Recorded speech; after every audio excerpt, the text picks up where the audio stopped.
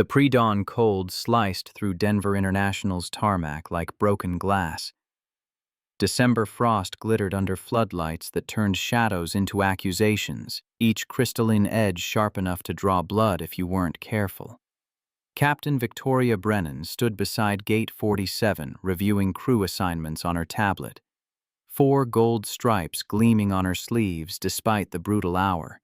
The air carried jet fuel and de-icing fluid chemical sharp in her nostrils, mixing with the mechanical whine of a ground power unit spinning to life somewhere in the darkness. 46 years old. 15,000 flight hours. 20 years proving herself in cockpits where men still questioned whether women belonged. She'd earned every stripe, every hour, every grudging nod. The cost showed in lines no moisturizer could soften in tension that never left her shoulders, in the way she stood apart, even when surrounded by colleagues. The assignment list glowed back at her in the floodlight's harsh glare. First Officer Harrison, her usual partner, competent and blessedly quiet someone who'd learned the rhythm of Vic's command style, had called in sick at 3 a.m. In his place, First Officer Daniel Cross. The name meant nothing. Vic scrolled through the system searching for his profile. 8,000 hours. Type ratings on the 737. Clean record. But no history with her, no established pattern, no reason to trust he could handle the demands she placed on her crew. Her phone buzzed. Thomas Whitmore, Chief of Flight Operations, his text arriving before she could formulate her complaint. Cross is qualified. He's available. That's the situation. Vic's jaw tightened. She typed back, "I need someone I know. This route has complications." The response came immediately. "Everyone has complications at 5 a.m. on a Monday. Make it work." She pocketed the phone, feeling isolation settle across her shoulders like winter frost, familiar protective crushing. 3 years since James died. Heart attack at 48, sudden and brutal, leaving her with a 7-year-old daughter, and grief so consuming she'd buried it under work, under control, under the rigid structure of command that kept her from feeling anything at all. Emily was staying with Vic's mother this week. School break. The apartment would be empty tonight, just like it had been empty for 1,000 nights before. That emptiness was safer than the alternative, safer than letting anyone close enough to leave. The operations center hummed with pre-flight activity. Dispatchers confirmed weather patterns, their voices carrying over the hiss of industrial coffee makers and the electronic chirp of departure boards updating. Ground crews ran final checks. The rhythm was familiar, almost soothing. Vic moved through it with practiced efficiency, gathering flight plans, reviewing fuel calculations, checking NOTAM reports for temporary flight restrictions along their route. Phoenix-bound morning departure business travelers who expected on-time performance and smooth landings. She could deliver both. She always delivered both. 6 o'clock. Daniel Cross hadn't appeared. Vic's irritation sharpened into something harder, more justified. Punctuality was fundamental. If he couldn't manage basic professionalism, how could she trust him with flight operations complexity? She pulled up his profile again, searching for something she'd missed. The photo showed a man in his mid-30s, dark hair beginning to gray at the temples, eyes that held a certain quietness she immediately interpreted as passivity. Nothing about him suggested the assertive confidence she needed in a first officer. Nothing put her at ease. Thomas Whitmore emerged from his office, coffee and hand exhaustion etched into features that had witnessed every variation of pilot drama over 3 decades of operations management. He spotted Vic and changed course, heading toward her with the resigned expression of someone about to deliver news he knew wouldn't be well received. The scent of his coffee, burnt hours old, preceded him. The words escaped before he reached her. "I know what you're going to say." Vic didn't let that stop her. "I need First Officer Harrison. He's sick. Actual sick, not avoiding you sick. Then give me Kowalski, someone with experience on this route." Thomas set his coffee down on the nearest desk, buying himself a moment. The ceramic mug met metal with a dull thunk that somehow carried finality. "Harrison's maxed his duty hours. Kowalski's in Seattle. Cross is your option, Vic. Your only option if this flight departs on schedule. I don't know him. You didn't know Harrison the first time you flew together either. You made it work. That was different. Thomas's expression shifted, something harder entering his eyes. How? Because Harrison learned to anticipate your moods. Because he figured out how to stay quiet when you wanted silence and speak up only when you asked direct questions. Because he adapted to your style instead of challenging it. The accusation landed with precision. Vic felt defenses rising, the same automatic response that had protected her through 2 decades of men telling her she was too aggressive, too demanding, too difficult. I maintain high standards. That's not a character flaw. No one said it was. But there's a difference between high standards and impossible expectations. Thomas picked up his coffee again, signaling the conversation's end.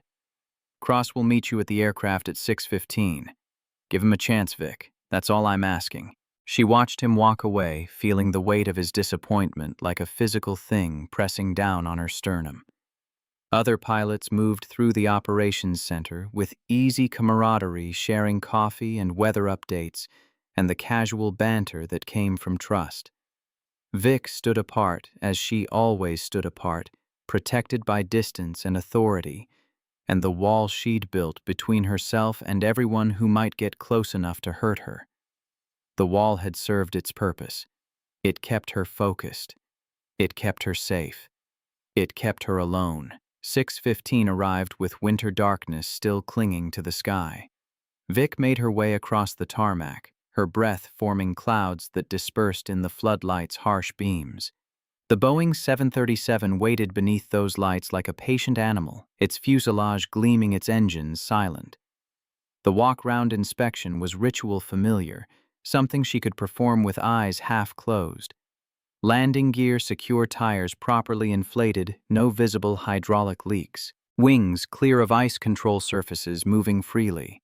She'd performed this check 1,000 times, knew every inch of the aircraft's exterior, trusted the maintenance crews, but verified their work anyway, because trust required verification, and verification required. A figure moved beneath the starboard wing flashlight beam, cutting through the darkness. Tall, methodical in his movements, crouching to examine something Vic had already cleared. Irritation spiked. This must be Cross wasting time on an inspection already completed, creating problems where none existed. She called across the tarmac, her voice carrying the authority of rank and impatience.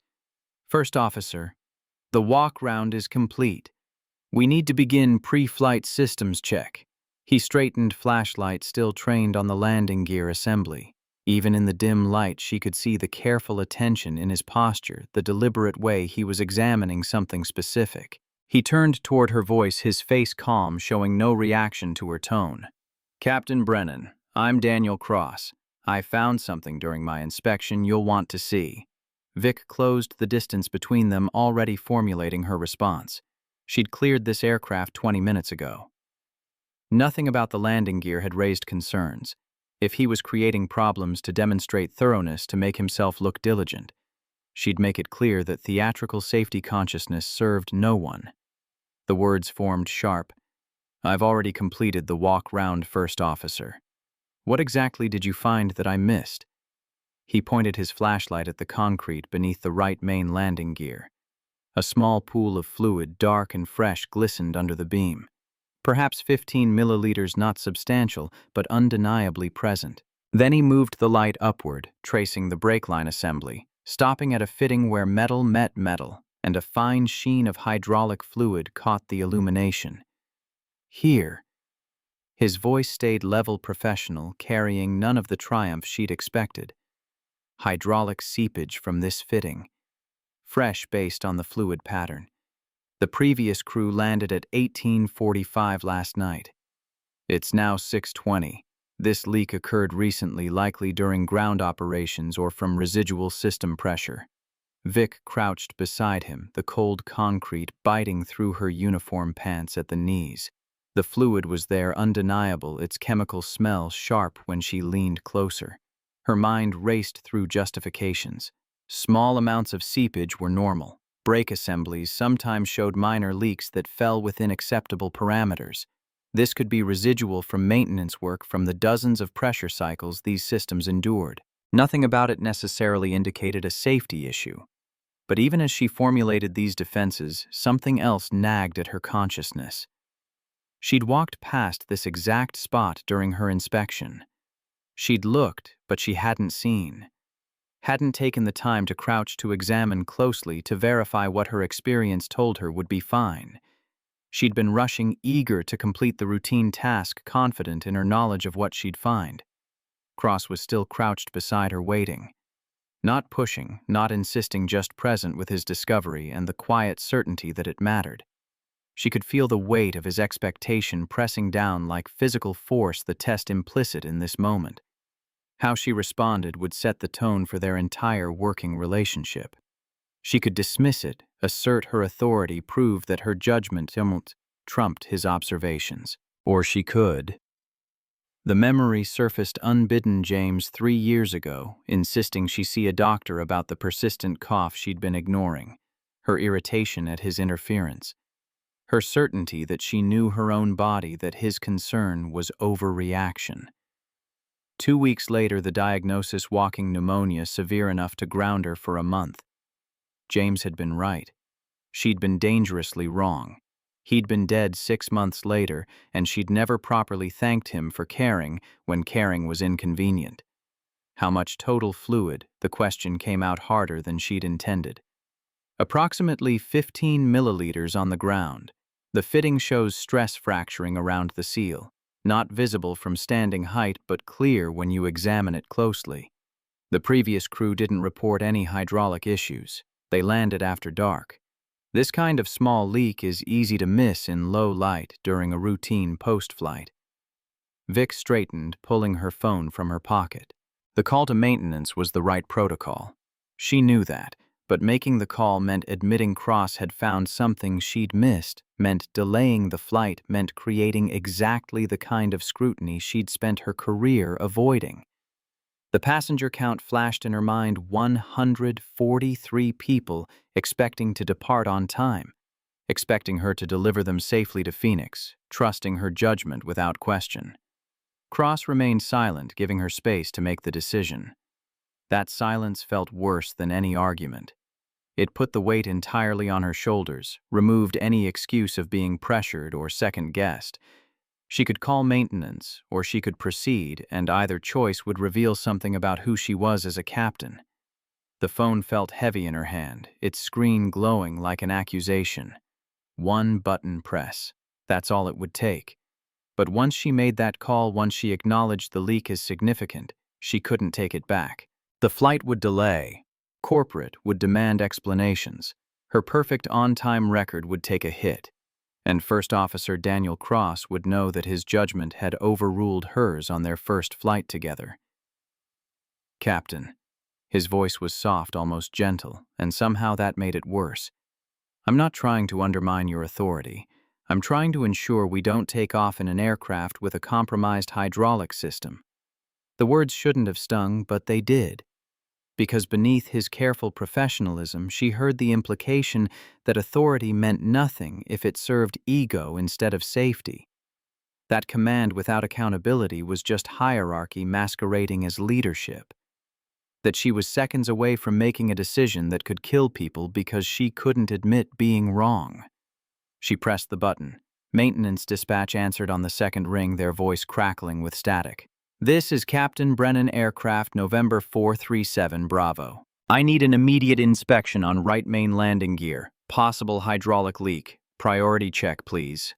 The voice on the other end confirmed estimated time 3 minutes.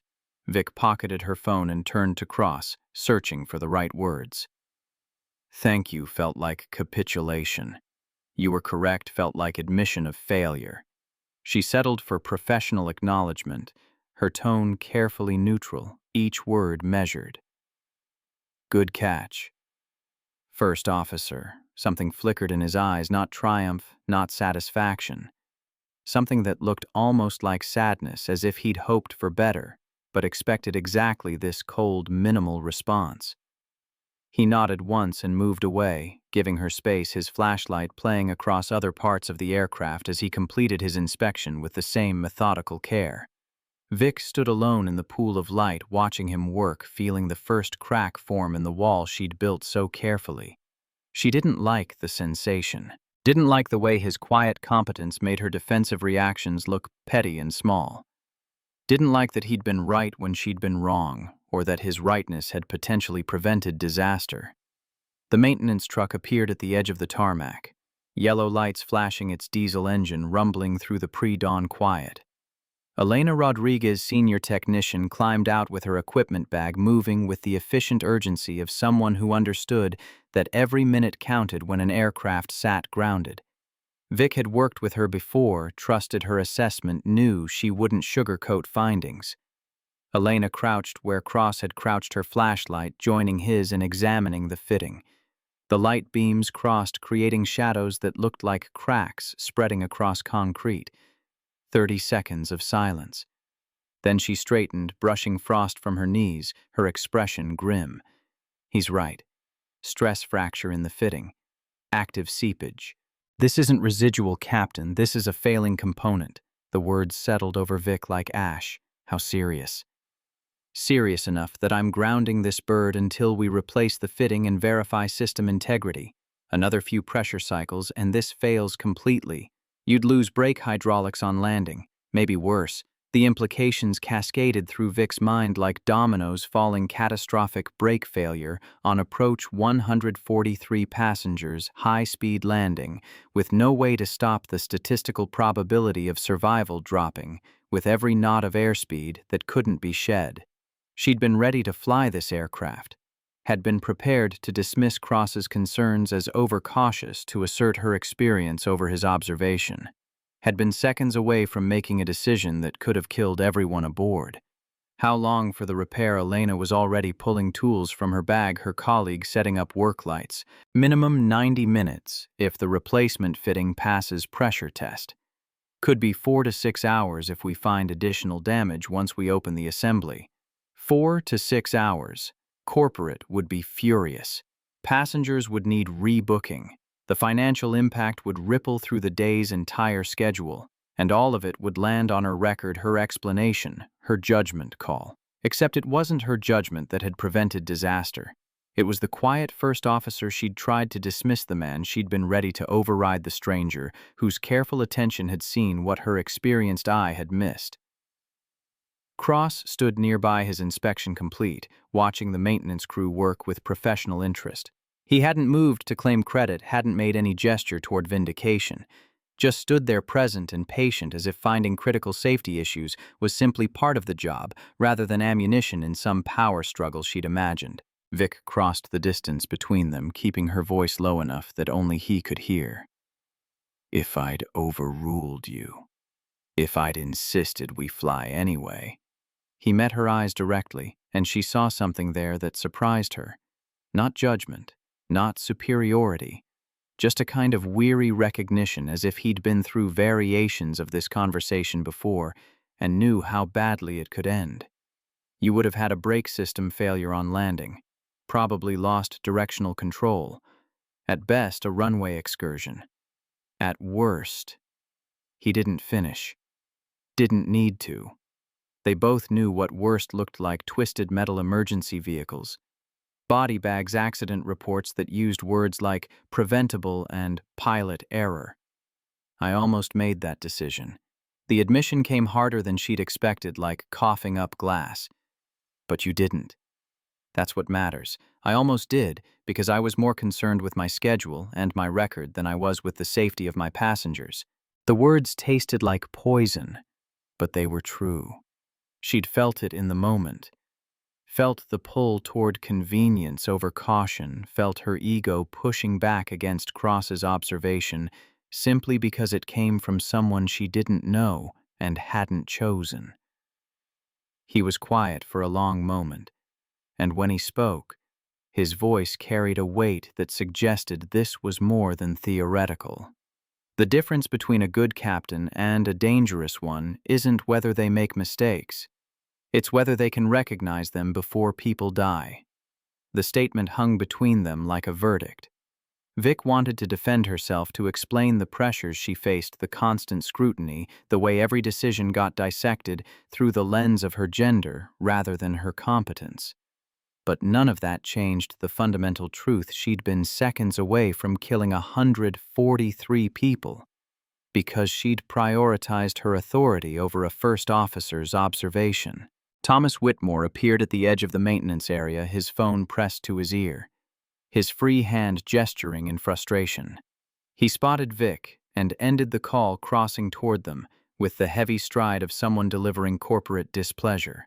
His footsteps echoed on the concrete, each one a countdown to reckoning. That was the VP of Operations. He wants explanations.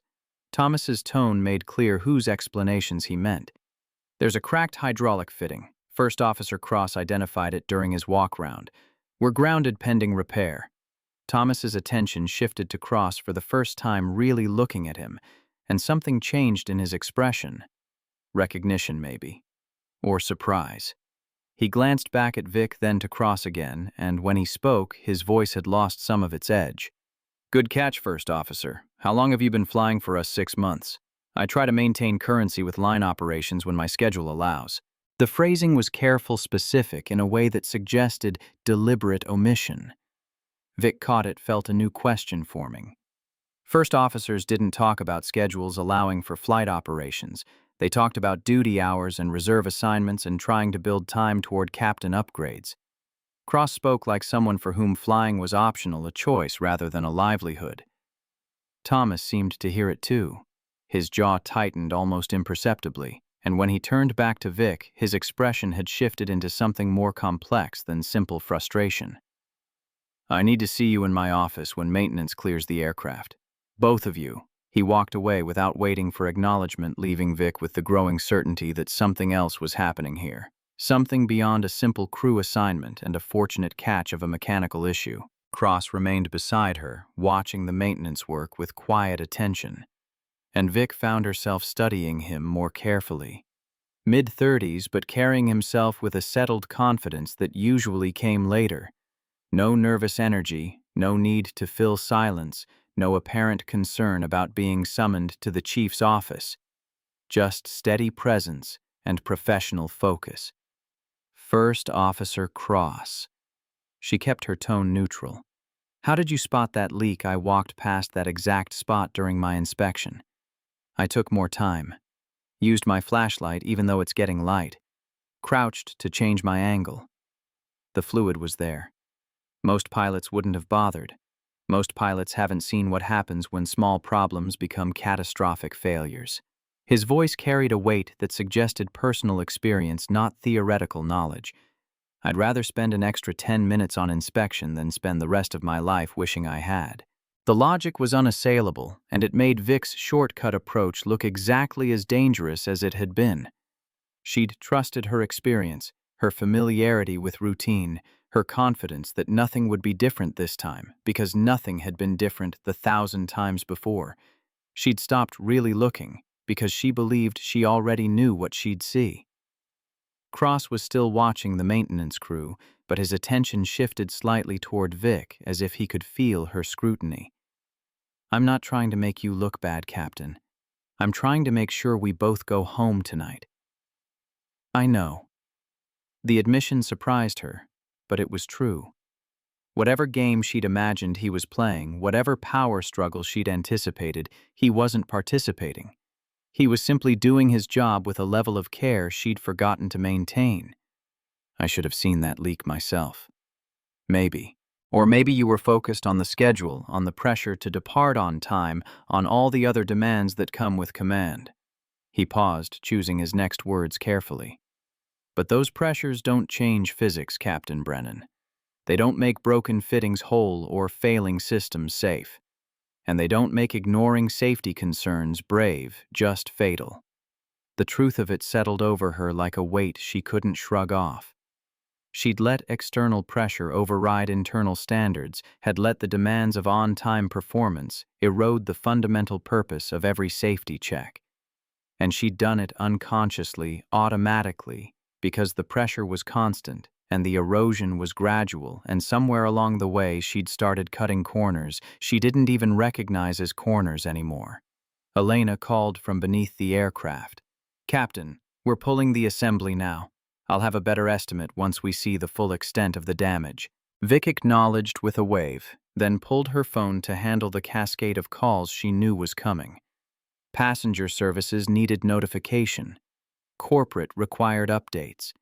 The cascade of consequences from this single delay would ripple through schedules and connections and carefully coordinated plans. All of it necessary. All of it the price of catching a problem before it became a catastrophe. Cross stepped away, giving her privacy for the calls, but she could feel him nearby, a steady presence that should have been reassuring, but instead felt like judgment. He'd done everything right while she'd nearly done everything wrong, and the contrast was stark enough to make her defensive reactions look exactly as petty and dangerous as they were. 30 minutes later, the summons to Thomas's office felt like a sentencing. Vic had made the necessary calls, delivered the required explanations, absorbed the frustration from corporate executives who cared more about quarterly performance metrics than hydraulic fitting integrity. The VP of Operations had been particularly pointed. "This is the second major delay you've caused in 3 months. Captain Brennan, we need to discuss whether you're still the right fit for this position." The threat was clear. Shape up or face consequences. Never mind that the first delay had been weather-related, entirely out of her control. Never mind that this delay had prevented potential disaster. The metrics didn't care about context. They only counted the numbers, and her numbers were starting to look wrong. Thomas's office was small, cluttered with aviation charts and personnel files, and 3 decades of accumulated operational debris. The air smelled of stale coffee and old paper. He sat behind his desk, but Paul Henderson occupied one of the guest chairs, Paul Henderson, Director of Flight Safety, whose presence meant this wasn't a simple operational debriefing. Something bigger was in motion. Jennifer Yamamoto appeared on the video screen legal department, her expression professionally neutral in the way that suggested bad news delivered with corporate polish. Cross took the remaining chair, his posture relaxed despite the setup clearly designed for confrontation. Thomas opened a folder and Vic recognized her own personnel file. "Captain Brennan, we need to discuss a pattern that's been developing over the past 18 months. The words landed like lead. Patterns meant documentation. Documentation meant problems serious enough to survive in corporate memory. Vic kept her expression neutral, waiting, while her mind raced through possibilities. What pattern she'd maintained perfect safety records? Her performance reviews were solid. Her on-time percentage was 3 formal complaints from first officers. Paul's voice was quiet but firm, all involving crew coordination issues, all describing a hostile work environment where safety concerns were discouraged. The accusation hit like physical force stealing air from her lungs. Vic's defenses rose immediately automatic. "That's not... I've never discouraged safety reporting. I maintain high standards, yes, but that's not the same as creating a hostile environment." Thomas slid a document across the desk. First Officer Elaine Hartwell, 18 months ago.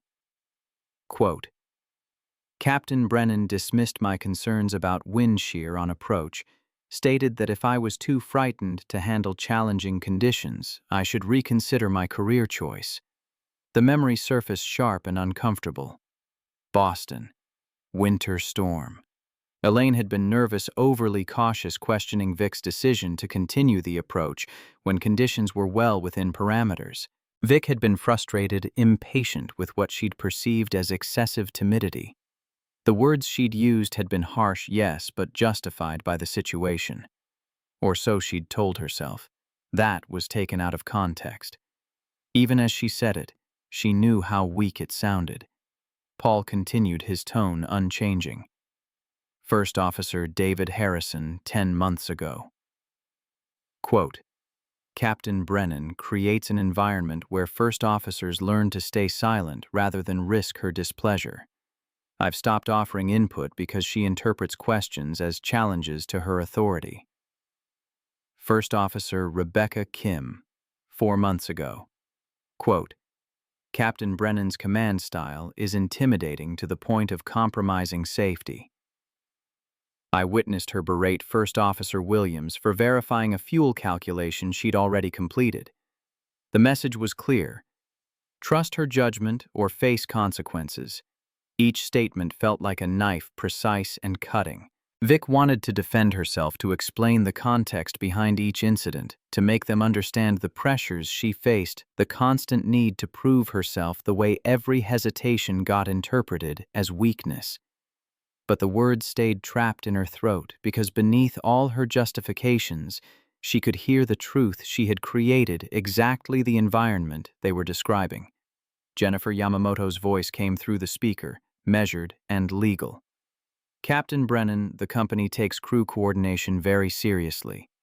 Federal regulations require a culture where all crew members feel empowered to voice safety concerns. These complaints suggest you've been creating the opposite. I've never compromised safety. Vic's voice came out harder than intended. My record is perfect. 0 incidents, 0 violations. I get results. Until this morning. Thomas's words were quiet but devastating. Until you were prepared to fly an aircraft with a compromised hydraulic system, because acknowledging First Officer Cross's observation would have delayed your departure. The accusation hung in the air, impossible to deny because it was absolutely devastatingly true. Vic had been ready to dismiss Cross's concerns, ready to assert her experience over his observation, ready to prioritize schedule over safety. Only Cross's quiet insistence and her own last-second recognition of familiar patterns, James insisting she see the doctor being right when she was wrong, had prevented her from making that catastrophic choice. Paul leaned forward, his expression grave. I've investigated hundreds of aviation incidents over 32 years, Captain Brennan. Do you know what the leading contributing factor is? Not mechanical failure, not weather, not system malfunctions. It's crew coordination breakdown. Captains who don't listen. First officers who don't speak up. Cultures where hierarchy matters more than safety. He pulled out photographs, spreading them across Thomas's desk like cards in a terrible game. Aircraft wreckage, accident reports, lists of casualties. Vic recognized some of them from her own training, Korean Air 801, Tenerife United 173. Cases studied in every aviation safety course, examples of what happened when crews stopped functioning as teams. Every one of these started the same way. Paul's finger traced across the images. A captain who wouldn't listen. A first officer who couldn't effectively communicate. A culture that prioritized authority over collaboration. And every one of them could have been prevented if someone had chosen humility over pride. The parallel was unmistakable, brutal in its clarity. Vic was staring at her own potential future, the disaster she'd been building toward through 3 years of increasingly toxic command style. She'd thought she was maintaining standards, protecting safety through decisive leadership. Instead, she'd been creating exactly the conditions that killed people. Thomas cleared his throat, reclaiming control of the conversation. The company has options here, Captain Brennan. We could ground you pending investigation. We could implement a performance improvement plan. We could recommend termination. Each option fell like a stone into still water, creating ripples that spread outward to touch everything. Her career, her identity, her ability to provide for Emily, the 20 years of fighting and proving and sacrificing. All of it hanging by a thread because she'd been too proud to listen, too defensive to learn, too isolated to recognize how dangerous she'd become. However, the word came from Cross, his first contribution to the conversation, and everyone turned toward him. I'd like to propose an alternative. Thomas's expression shifted, something unreadable passing across his features. Go ahead, First Officer. Captain Brennan has excellent technical skills. Her system knowledge is exceptional. Her decision-making in actual emergencies has been consistently sound.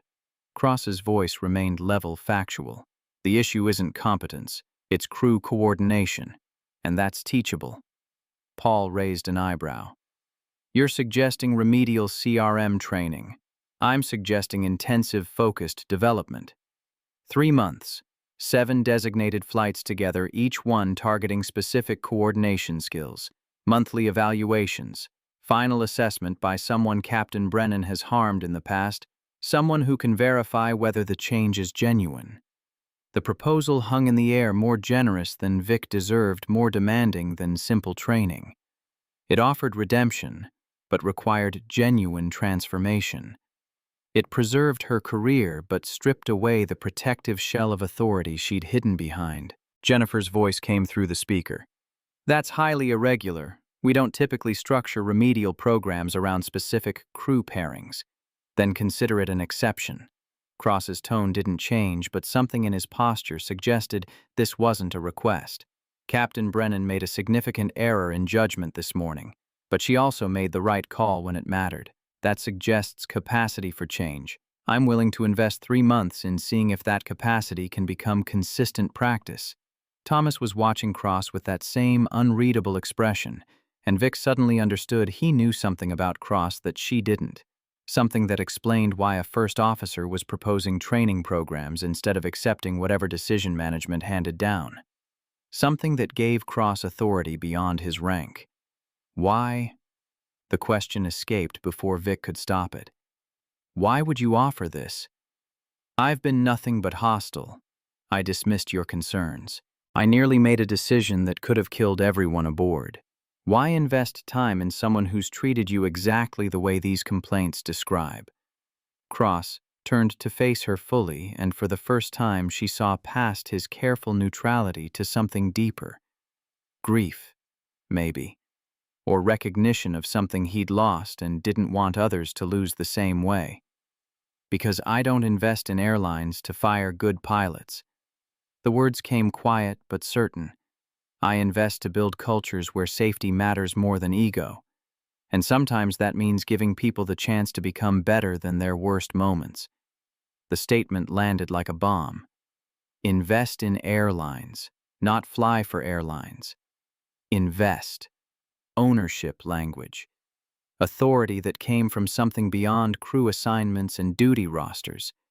Vic's mind raced through implications through the careful way Thomas had been watching Cross, through the deference Paul and Jennifer showed, despite Cross's nominal rank as first officer. Who are you? Her voice came out barely above a whisper. Thomas answered, his tone heavy with something that might have been apology or warning.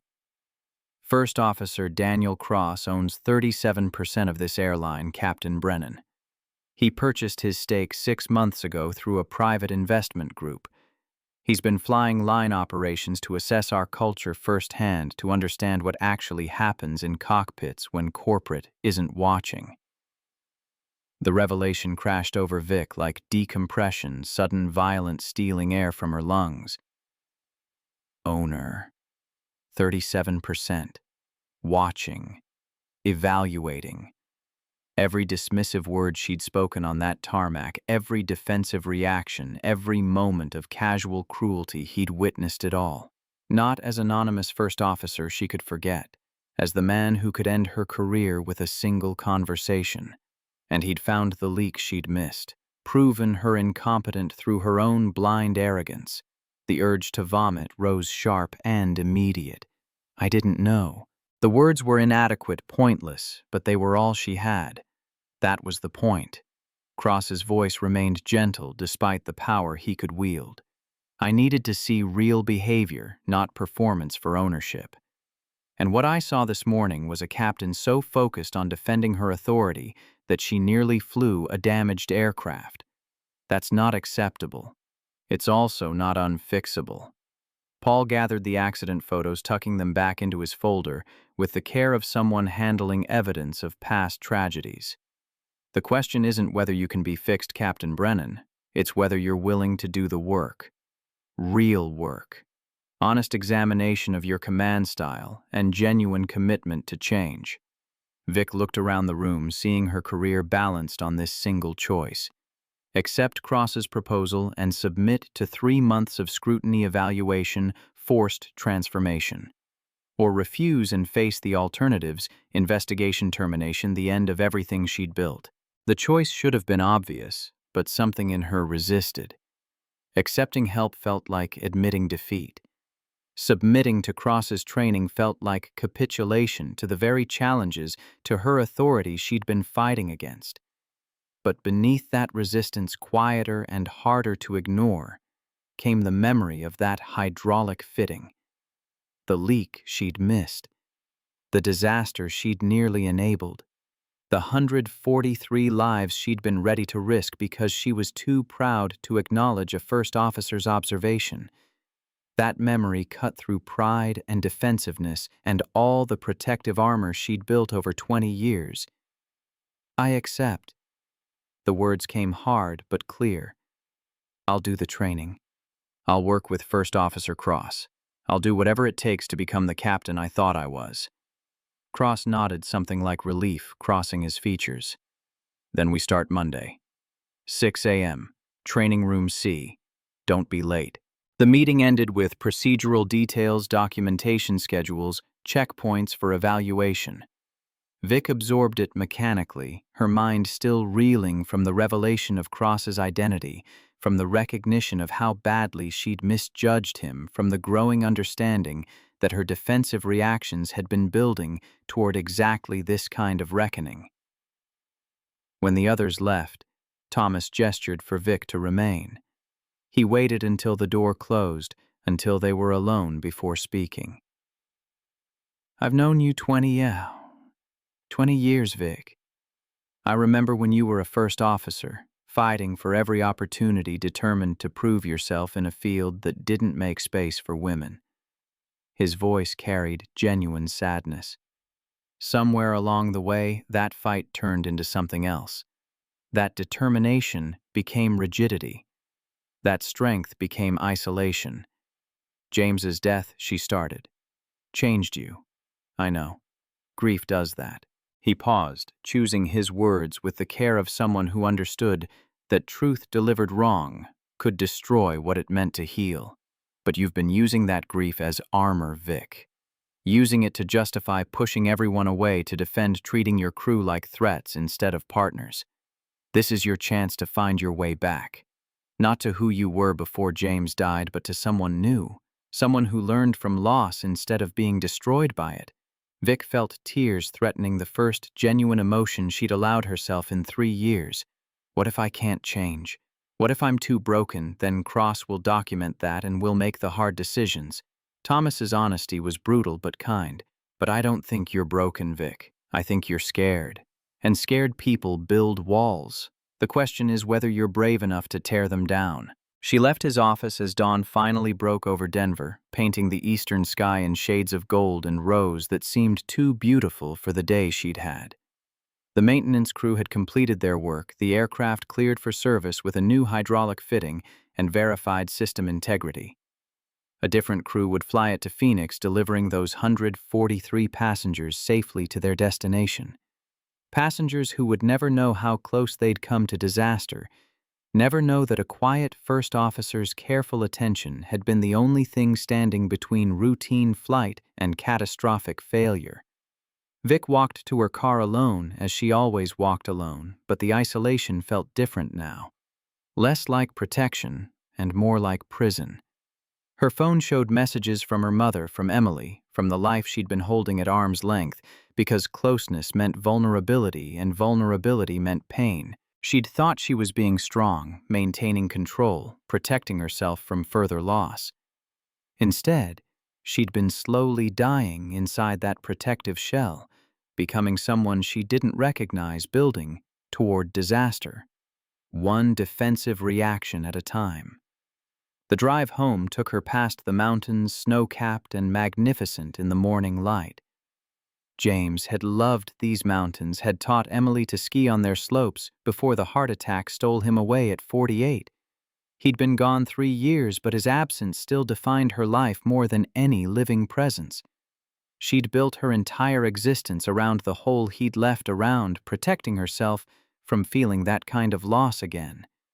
But protection required isolation. And isolation required pushing away anyone who might get close. First officers who questioned her judgment, crew members who offered input, her own daughter who needed a mother present instead of perfect. She'd sacrificed connection for safety, warmth for control, life for the illusion of invulnerability. Cross had seen through all of it in a single morning, had watched her nearly kill 143 people to defend her authority, had recognized the toxic pattern for exactly what it was, and had still offered redemption. Not because she deserved it. Because transformation was possible, and building better cultures meant investing in people's capacity to change. Her apartment waited empty and pristine and perfectly controlled. Vic stood in the doorway looking at the space she'd created, beautiful and sterile, organized and lifeless. The Christmas tree stood in the corner, expensive ornaments arranged with designer precision, no warmth or memory or love visible in its perfect symmetry. Emily's drawing was still on the refrigerator, that heartbreaking message in crayon, "I miss Daddy. I miss old Mommy, too." Vic pulled out her phone and dialed before she could talk herself out of it. Her mother answered on the second ring. "I want Emily to come home, today. Right now. I need to spend time with my daughter before I forget how." The words felt like surrender and salvation simultaneously, like the first step toward tearing down walls she'd been building for 3 years. Like choosing life over safety, connection over control, transformation over the slow death of isolation. Monday would bring Training Room C and Daniel Cross and the hard work of becoming someone better than her worst moments. But tonight she would practice something simpler and infinitely harder, being present for someone who needed her, even though presence meant vulnerability, and vulnerability meant risk. The sun climbed higher over Denver, burning away the last shadows of night. Somewhere in the city, Cross was probably visiting his mother in memory care, sitting with loss that mirrored Vic's own. Somewhere Thomas was documenting the day's events, recording the near disaster and the narrow redemption. Somewhere, 143 passengers were boarding rescheduled flights, never knowing how close they'd come to becoming statistics in Paul Henderson's accident files. And in a small apartment overlooking the mountains James had loved, Victoria Brennan made coffee and waited for her daughter to come home, preparing to begin the hardest work of her. The weekend had passed in restless reflection. 2 days of Emily asking questions. Vic struggled to answer 2 nights of staring at the ceiling, remembering Cross's quiet insistence that had prevented disaster. Saturday had brought her daughter home, and they'd made awkward attempts at normalcy pancakes for breakfast. A movie neither of them really watched, bedtime stories that felt like rituals they were relearning after years of abandonment. Sunday, Emily had asked if Mommy was in trouble at work. Vic had said yes, but she was going to fix it. The simple honesty felt revolutionary.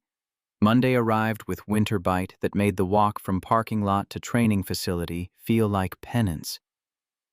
5:45 in the morning, darkness still claiming the sky, Vic's breath forming clouds as she approached the nondescript building where airline training happened away from passenger eyes. The air carried yesterday's snow and diesel exhaust from idling trucks.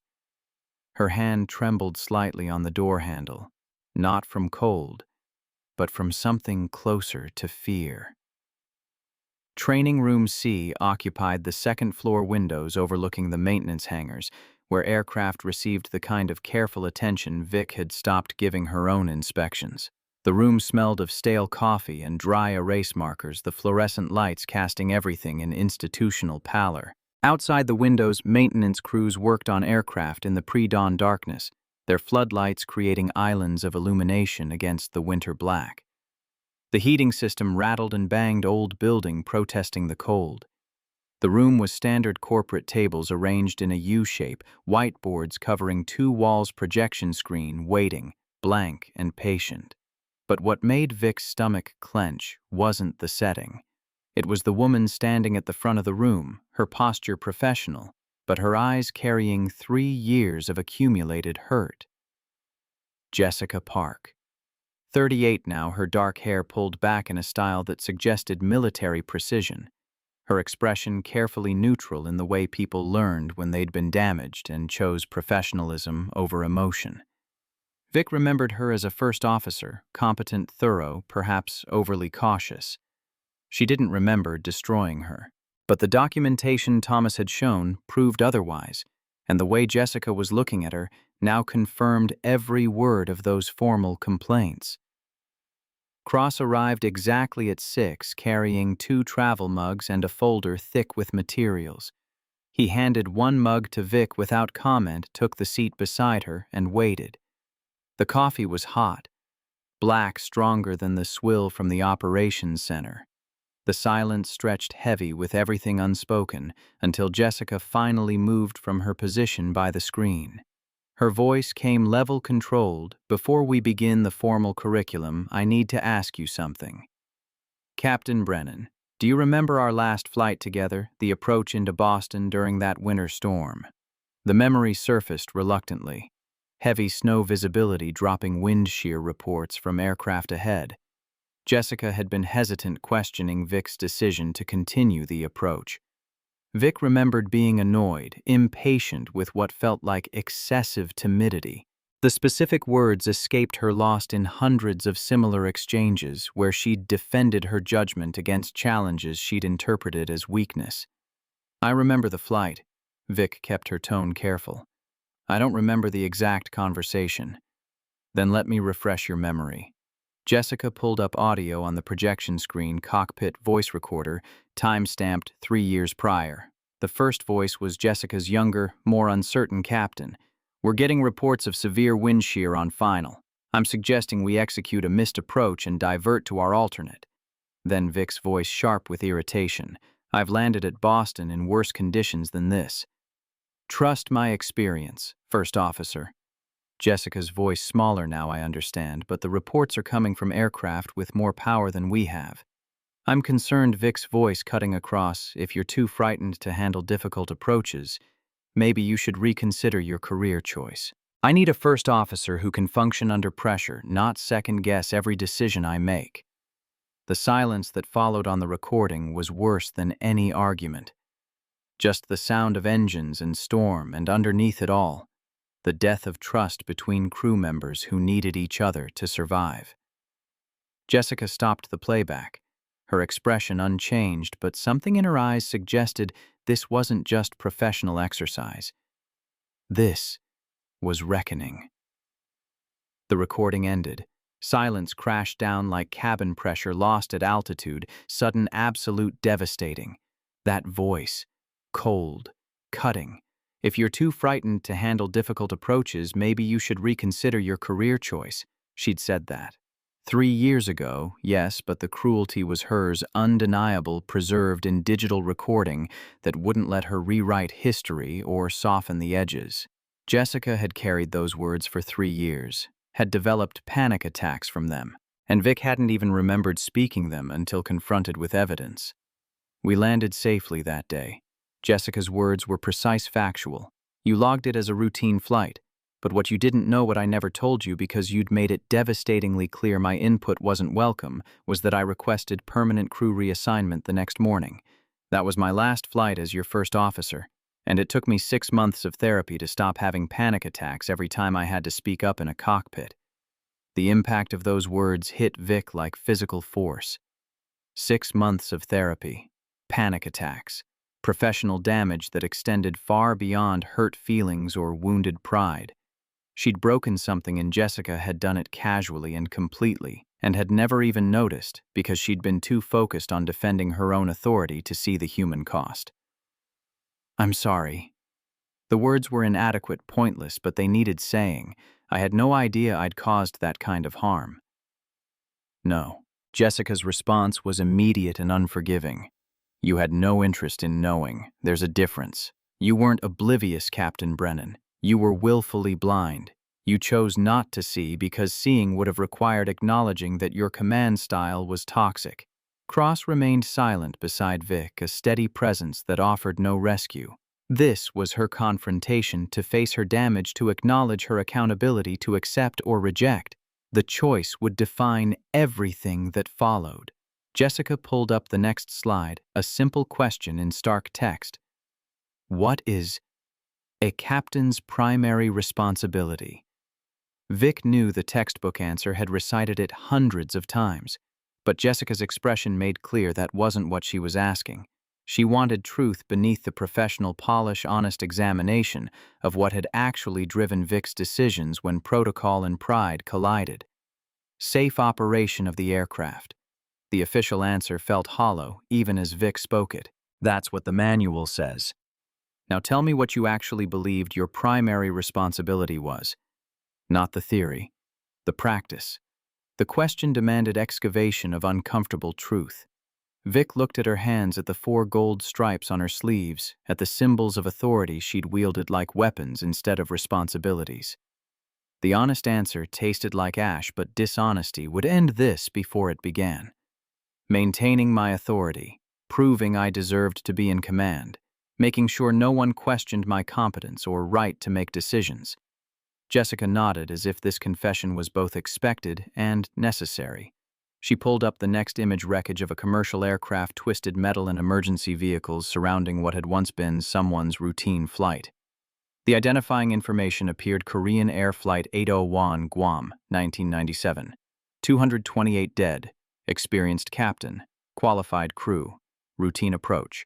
The first officer and flight engineer both noticed problems with the approach. Both recognized they were off course. Both failed to communicate effectively because the cockpit culture discouraged challenging the captain's authority. Jessica's voice remained clinical, but something underneath carried weight of personal investment. The captain was fatigued making errors in judgment, and his crew couldn't find a way to tell him before it was too late. More images followed. Tenerife, the deadliest accident in aviation history. 583 dead because a captain's impatience overrode proper procedures. United, 173 running out of fuel while the captain focused on landing gear and ignored increasingly desperate warnings about fuel state. Avianca 52 crashing because the first officer couldn't effectively communicate their fuel emergency to air traffic control. Each one showing the same pattern: hierarchical cockpit culture. Silenced crew members, captains who wouldn't listen until listening no longer mattered. Notice the pattern. Jessica's finger traced across the accident reports. In every case, there were crew members who saw the problem, who knew something was catastrophically wrong, who tried to speak up. But the captain's authority created an environment where those warnings couldn't be heard effectively, where hierarchy mattered more than safety, where pride killed people. She turned from the screen to look directly at Vic, and the compassion in her expression was somehow worse than anger would have been. You created that same environment, Captain Brennan. Maybe not to the same extreme, maybe not with the same catastrophic results, but the pattern was identical. And if it had continued unchecked, eventually, you would have ended up in a situation where someone's silence you created through intimidation would have led to disaster. The assessment was surgical in its precision, cutting through every defense Vic might have offered. She'd seen herself as maintaining standards, as refusing to accept mediocrity, as doing what strong leadership required.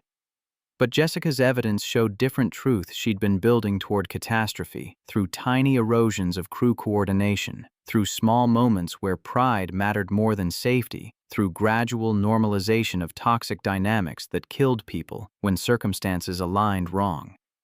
Cross finally spoke, his voice quiet but carrying authority that came from something beyond rank. Good captains make mistakes. Dangerous captains make mistakes and defend them. Great captains make mistakes, recognize them before people die, and build systems that catch future errors. The statement hung in the air like verdict and challenge simultaneously. Jessica pulled up the final image, black box transcript from a flight Vic didn't immediately recognize. Then she saw the date, saw her own name in the crew listing, felt ice form in her chest. This is cockpit voice recording from your flight 4 months ago. Denver to Miami. First Officer Rebecca Kim was flying with you. Jessica started the playback. Rebecca's voice professional but tentative.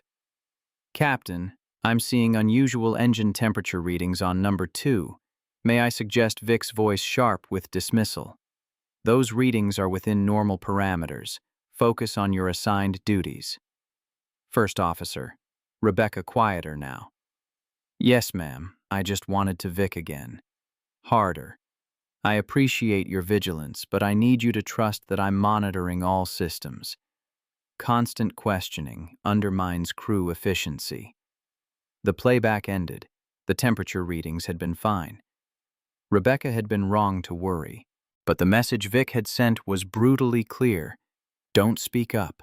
Don't question. Don't offer input unless explicitly requested. The message that created accidents when the first officer who'd learned to stay silent actually had information the captain needed. Rebecca filed her complaint 2 days later. Jessica's words were gentle but unsparing. She described your command style as intimidating to the point of compromising safety. She's now flying for a different airline because she couldn't imagine continuing to work in an environment where speaking up meant facing your displeasure. Vic felt something crack inside her chest, some last defense against recognizing what she'd become. She'd driven Rebecca away, had driven Jessica away, had created such toxic environment that competent professionals chose to leave rather than continue flying with her. And she'd done it all while telling herself she was maintaining excellence, protecting standards, being the strong leader aviation required. How do I fix this? The question came out barely above whisper. How do I become someone who doesn't destroy the people working beside me? Jessica's expression softened fractionally.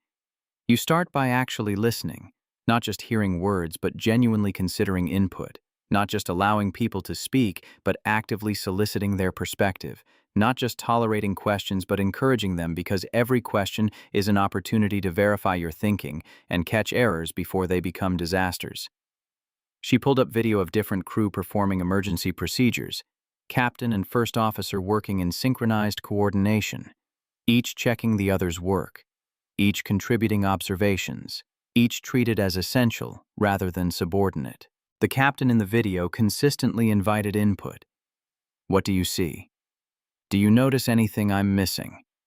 Walk me through your thinking. Building culture where the first officer's judgment is valued. Jessica's narration continued. Where speaking up is expected rather than tolerated. Where collaboration enhances rather than threatens authority. This is what effective crew coordination looks like, Captain Brennan. This is what you need to become. The next 3 hours were intensive immersion in communication techniques Vic had never properly learned. How to invite input without feeling challenged. How to accept correction without interpreting it as attack. How to build psychological safety where crew members could voice concerns without fear. Skills that should have been fundamental, but that Vic had never developed because she'd been too busy defending herself to create space for collaboration. Cross participated actively, offering perspective from first officer's seat that illuminated how Vic's behaviors landed on receiving end. The way her body language communicated dismissal before she spoke. The tone that suggested input was burden rather than asset. The 1,000 small signals that told crew members their observations weren't welcome. When you dismissed my concern about the hydraulic leak, Cross explained during one exercise, it wasn't just about that specific incident. It was about establishing that my judgment wasn't trustworthy, that my input wasn't valued, that speaking up would be met with hostility rather than consideration. If I hadn't been an owner, if I hadn't had the confidence that comes from knowing I couldn't be easily fired, I might have backed down. And then we would have taken off with a cracked fitting, and the outcome could have been catastrophic. The observation landed with full weight of what-if scenarios Vic couldn't escape. How many times had first officers backed down when she'd pushed back? How many legitimate concerns had gone unreported because she'd trained her crew to stay silent? How many near disasters had she avoided through sheer luck rather than good practice? Noon arrived with exhaustion that felt both physical and emotional. Jessica dismissed them with assignment for next session. Watch accident investigation videos. Analyze crew coordination failures. Write reflection on own contribution to toxic dynamics. Homework like graduate school, except the stakes were measured in lives rather than grades. Cross walked with Vic toward the parking lot, neither speaking until they reached the cars. The day had warmed slightly, melting frost into puddles that reflected the pale winter sky. Then he stopped, turned to face her directly, and something in his expression suggested he was about to share truth he didn't offer casually. I need to tell you why I care so much about crew coordination, why I invested in this airline, why I'm willing to spend 3 months helping you transform. His voice was steady, but underneath ran current of grief that never quite healed. My younger sister died in Colgan Air Flight 3407, February 2009. She was passenger on commuter flight that crashed on approach to Buffalo. 50 people died because the captain and first officer couldn't coordinate effectively during a stall recovery.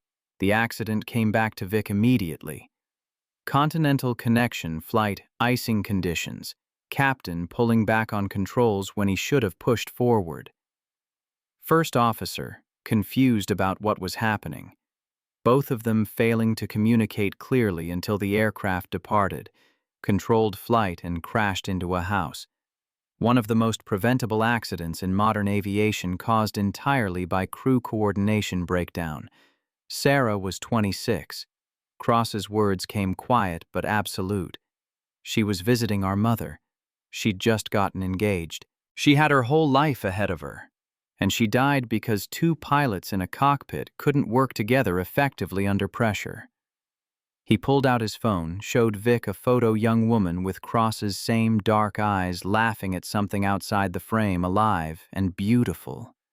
And gone. The image made the abstract statistics of accident reports suddenly devastatingly human.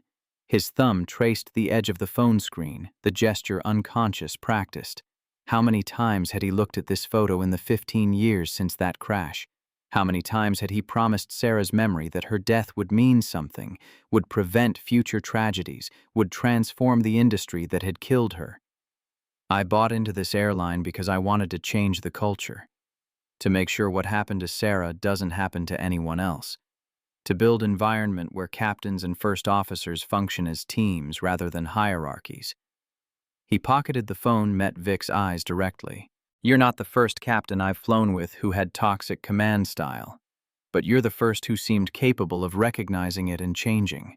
That's why I'm here. That's why this matters. The revelation reframed everything.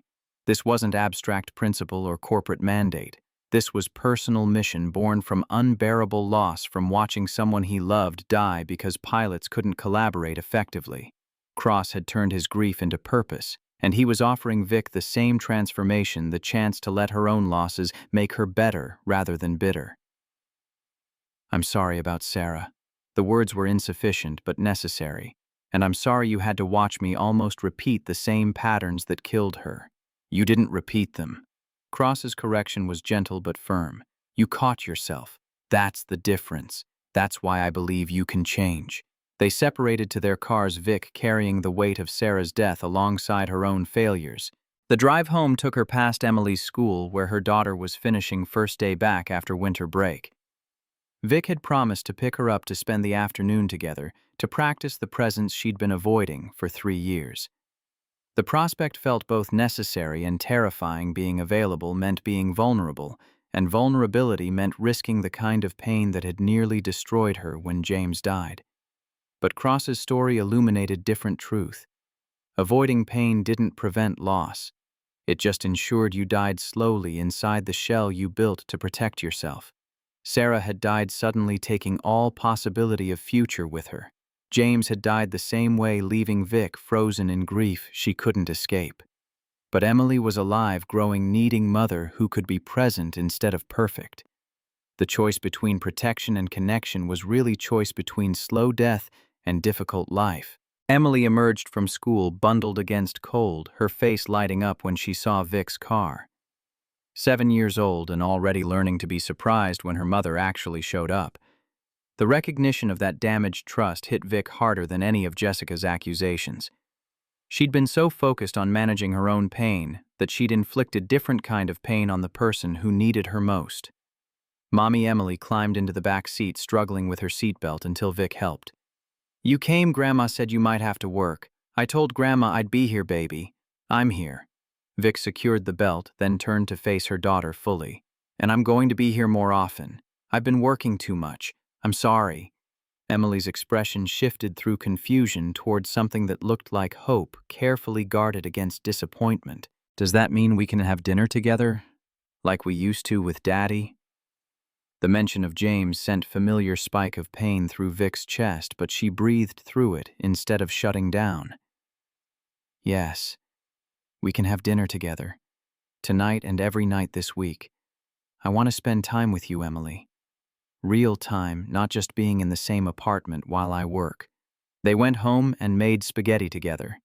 Emily standing on a stool to help stir sauce while Vic chopped vegetables and tried to remember how to exist in domestic space without treating it like another task to complete efficiently. The kitchen filled with steam and tomato scent, and Emily's chatter about school, and Vic found herself actually listening instead of planning tomorrow's schedule in her head. After dinner, Emily produced a book, one of James's favorites from before he died. "Will you read to me? Like Daddy used to." The request should have been simple, but Vic felt it like request to walk through fire. Reading James's books meant entering memories she'd been avoiding, meant feeling grief she'd buried under work and control. But Emily's hope-filled expression made refusal impossible. They settled on the couch together, Emily tucked against Vic's side, and Vic opened to the first page.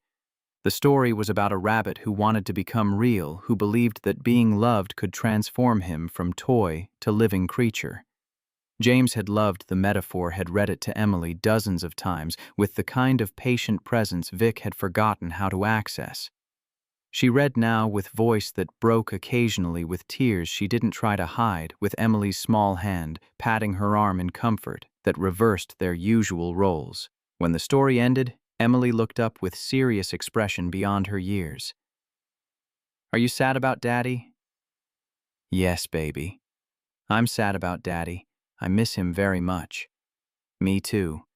But Grandma says it's okay to be sad and happy at the same time. Like I can miss Daddy but still be happy you're reading to me."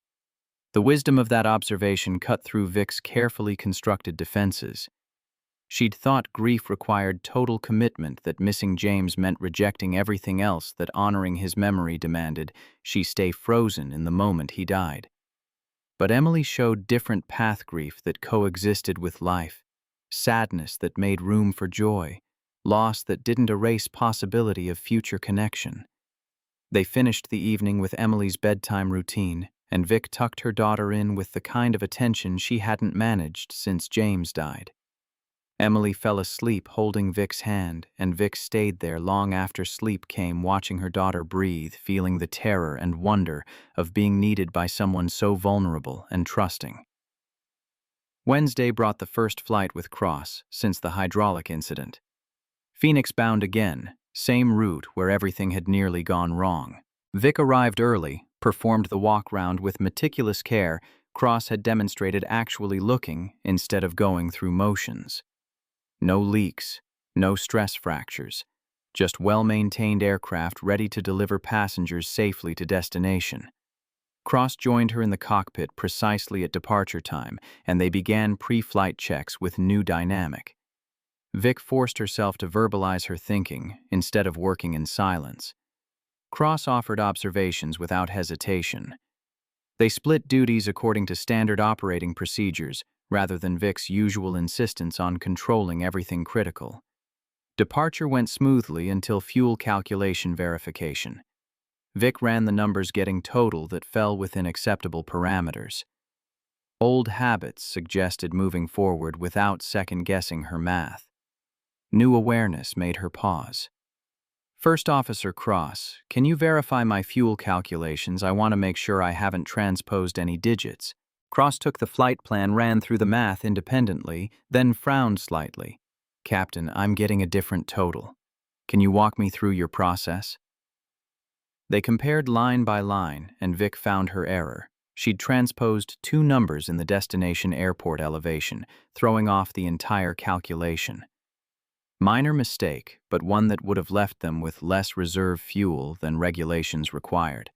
The kind of error that seemed insignificant until weather forced a diversion and fuel margins became life-or-death calculations. Good catch. Vic corrected the numbers, feeling strange mixture of embarrassment and relief. Thank you for verifying. That's what first officers are for. Cross's response was matter-of-fact, but something in his expression suggested he recognized the significance of Vic actually asking for help. The flight proceeded with Vic consciously fighting old patterns. When turbulence appeared ahead, she consulted Cross about altitude change instead of making unilateral decision. When air traffic control issued complex rerouting, she verified understanding with Cross before acknowledging. Small collaborations that felt unnatural, forced like learning new language after 46 years of speaking only one way. Post-flight debrief with Jessica and Paul Henderson covered every decision point, every moment of crew coordination, every opportunity where Vic could have reverted to old habits but chose differently. The assessment was cautiously positive. Small wins, genuine effort, long way to go. You're trying. Jessica's words carried weight of professional evaluation rather than personal forgiveness. That counts, but trying isn't the same as transformation. The real test is whether this becomes instinct rather than performance. Flight 2 was Seattle-bound forecast calling for moderate turbulence over the Rockies. Vic's instinct was to maintain altitude and power, through she'd flown this route hundreds of times, knew the weather patterns, trusted her experience. But Cross studied the developing cell on radar with concern that made Vic actually pause. Captain, I'm recommending we request altitude change. Climb to flight level 390 to get above this buildup. The returns are intensifying faster than forecast predicted. Old Vic would have dismissed this as overcautious. The turbulence was rated moderate, well within aircraft and crew capabilities. Changing altitude meant deviating from flight plan, meant requesting ATC approval, meant admitting the weather was worse than she'd initially assessed. But new Vic, the one trying to build different patterns, actually looked at what Cross was seeing instead of defending her original decision. The radar showed cell developing with unusual speed, precipitation returns blooming from yellow into orange. Forecast had called for scattered, moderate turbulence. Reality was delivering something potentially more severe. Cross's recommendation wasn't timidity. It was good judgment based on current conditions rather than outdated forecast. Request the altitude change. Vic's agreement came easier this time, less forced. I'm seeing the same development. Better to climb now than ride it out and risk worse. They climbed above the weather, watching through windows as the cell they'd avoided intensified below. Another aircraft on their original altitude reported severe turbulence and requested immediate deviation. Cross and Vic exchanged glance that communicated without words his caution had been correct, her initial assessment wrong. The kind of correction that built trust instead of eroding it.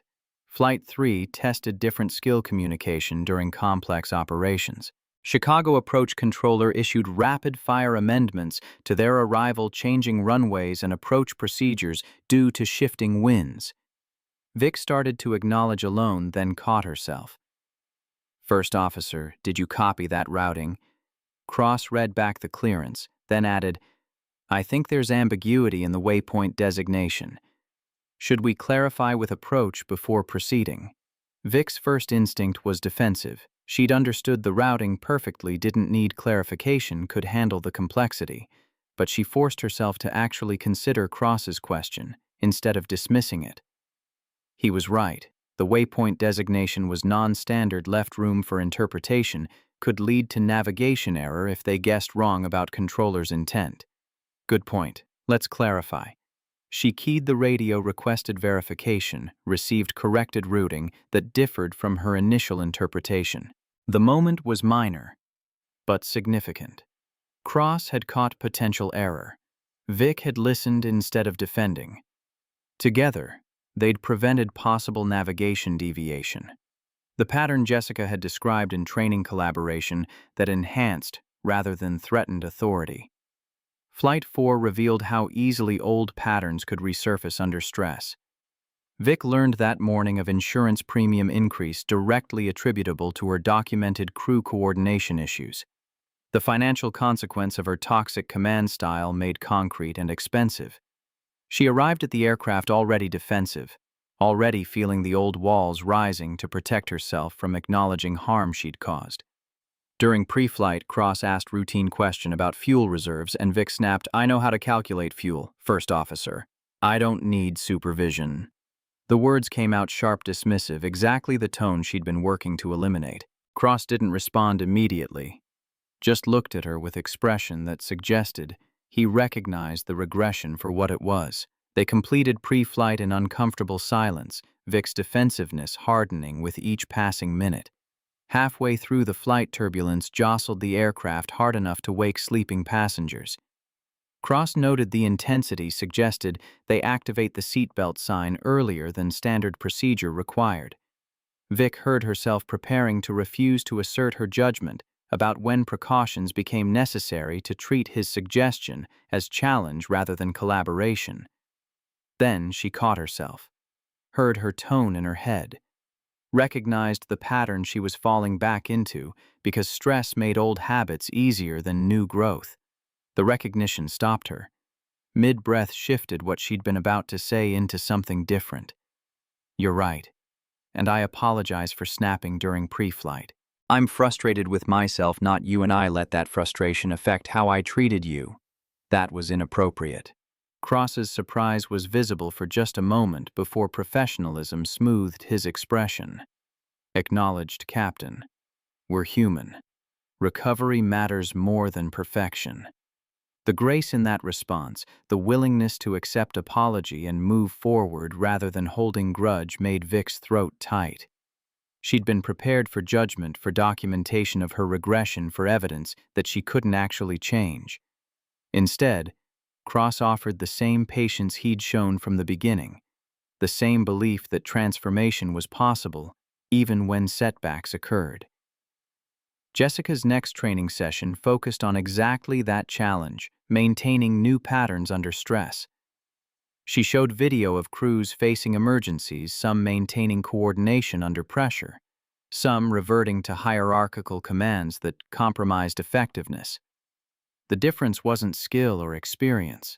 It was practice of collaboration so thorough it became instinct rather than performance. Change under ideal conditions is easy. Jessica's words carried certainty of experience.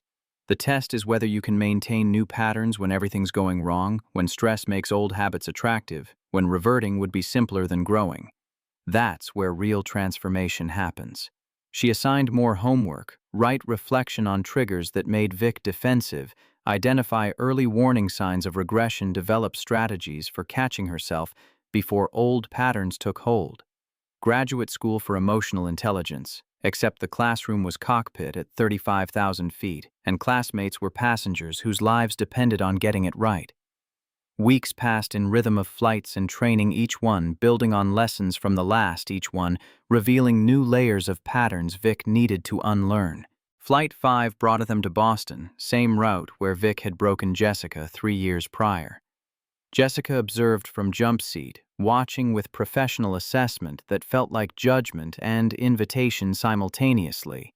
Weather was similar. Winter storm wind shear warnings, challenging approach conditions that demanded decision about whether to proceed or divert. Vic felt the weight of history in every choice, aware that this was test beyond simple crew coordination. This was opportunity to demonstrate she'd learned from harm she'd caused, that she could make different decisions when facing same circumstances. First officer, what's your assessment of approach conditions? Cross studied the weather data, the reports from aircraft ahead, the deteriorating visibility. When he spoke, his voice was measured but certain. "I recommend missed approach and divert to our alternate. Wind shear is intensifying beyond forecast parameters. I'm not confident we can execute safe landing under current conditions." Every instinct Vic had built over 20 years of flying urged her to disagree. She'd landed in worse. The conditions were challenging but within limits. Diverting meant delays, passenger complaints, explaining to corporate why she couldn't complete the mission. But underneath those instincts ran deeper truth. Cross's recommendation was sound judgment from someone whose perspective she'd committed to valuing. Agreed. Execute, missed approach. Will divert. The decision came without hesitation, without internal struggle. Good call, First Officer. Jessica made notes on her evaluation form expression, still neutral, but something in her posture suggested this had been the test that mattered. Vic choosing collaboration over pride when faced with exact scenario where she'd previously chosen wrong. The demonstration wasn't just technical proficiency. It was evidence of transformation. Flight 6 brought Miami-bound passengers and a first officer Vic had never met. Marcus Chen, 28 years old. Nervous energy radiating from every gesture, the kind of over-eager professionalism that suggested he'd heard stories about her and was terrified of making mistakes. Cross wasn't flying this route intentional absence designed to test whether Vic's transformation held without his steady presence to guide her choices. The pre-flight briefing revealed Marcus's anxiety in the way he triple-checked every item in the slight tremor of his hands on the flight plan, in how carefully he avoided direct eye contact. Vic recognized the fear for what it was Marcus had researched. Her reputation knew about the complaints and the remedial training expected, the captain Jessica's testimony had described rather than the one attempting transformation. First Officer Chen. Vic kept her tone deliberately gentle. I need you to understand something before we fly together. I've made serious mistakes in how I've treated crew members in the past. I've created environments where people were afraid to speak up. I'm working to change those patterns, but I need your help. If you see something concerning, if you disagree with a decision, if you have information I should consider, I need you to tell me.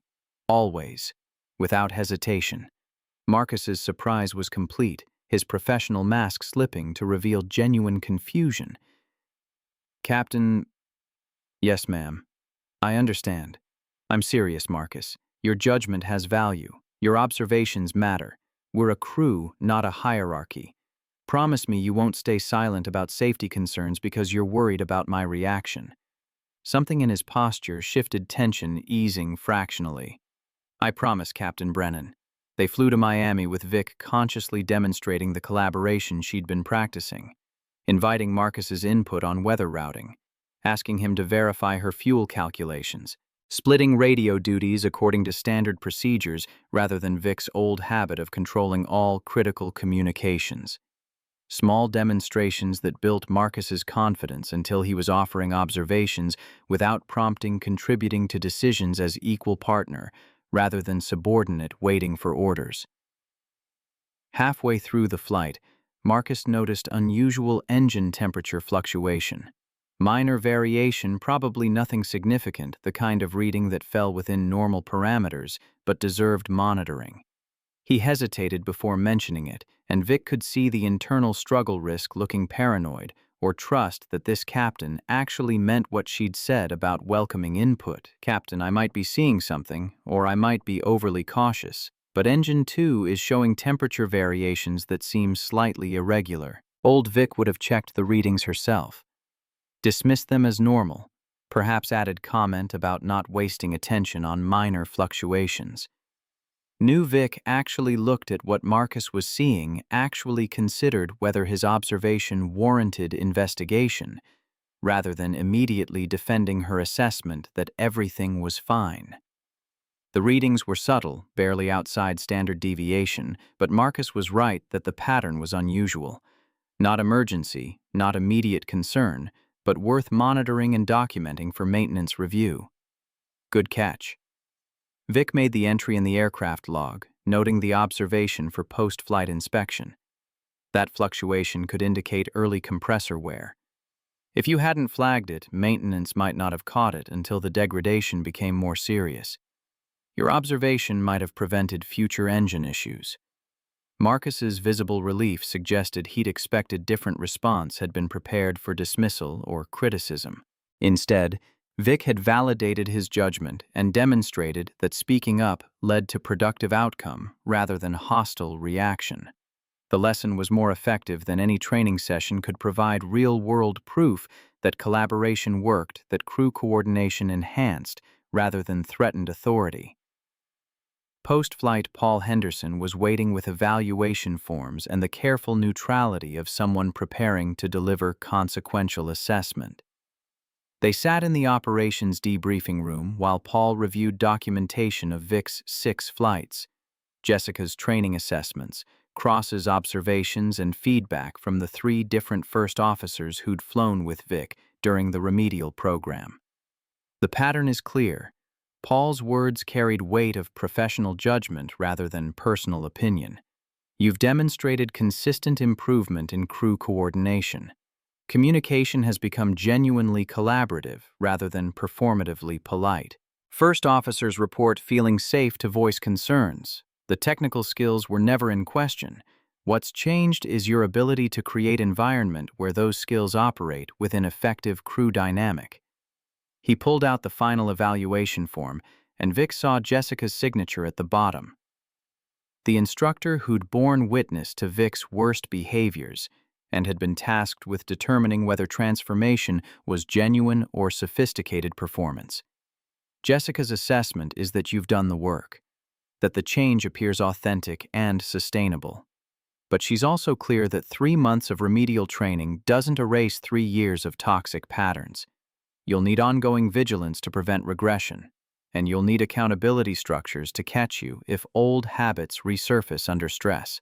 The recommendation section read, recommend full reinstatement to active flight status with following conditions: monthly check-ins with flight safety for 6 months, co-teaching CRM training program for new captains, participation in peer mentoring initiative for captains showing problematic command styles.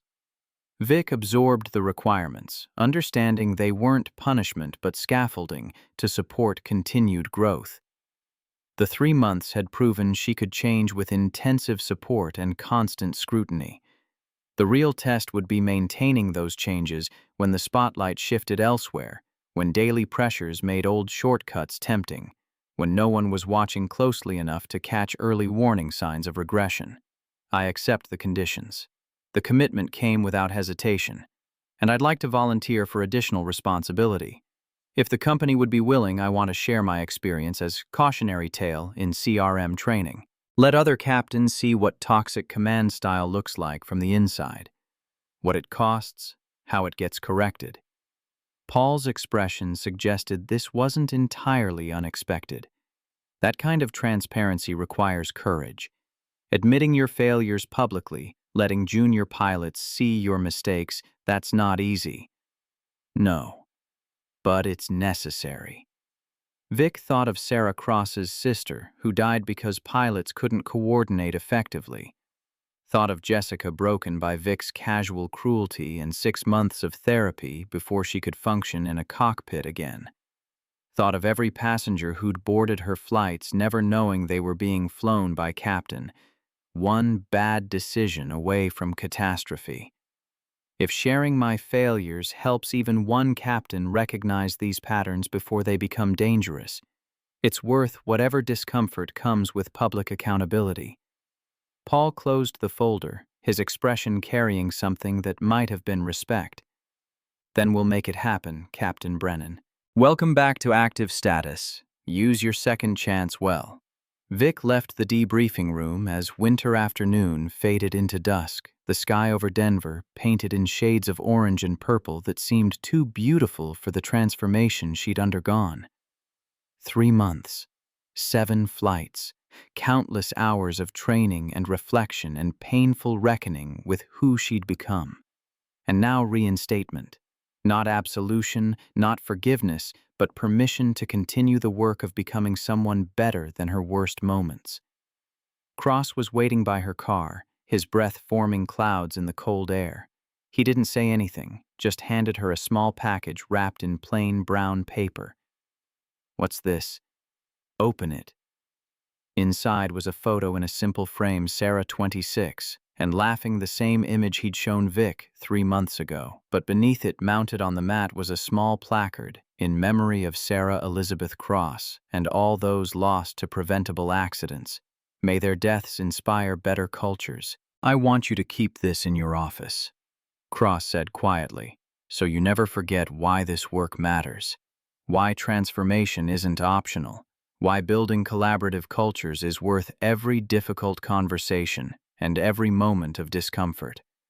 Vic held the frame, feeling the weight of responsibility it represented. Sarah's death, Jessica's trauma, the near disaster with the hydraulic leak, all of it converging into purpose, into commitment, into the ongoing work of preventing future tragedies through cultural change rather than technical innovation. "I won't forget," she promised. "And I'll make sure others don't either." They stood together in the parking lot as darkness claimed the sky. Two people bound by transformation and loss and shared understanding that aviation safety required more than perfect procedures.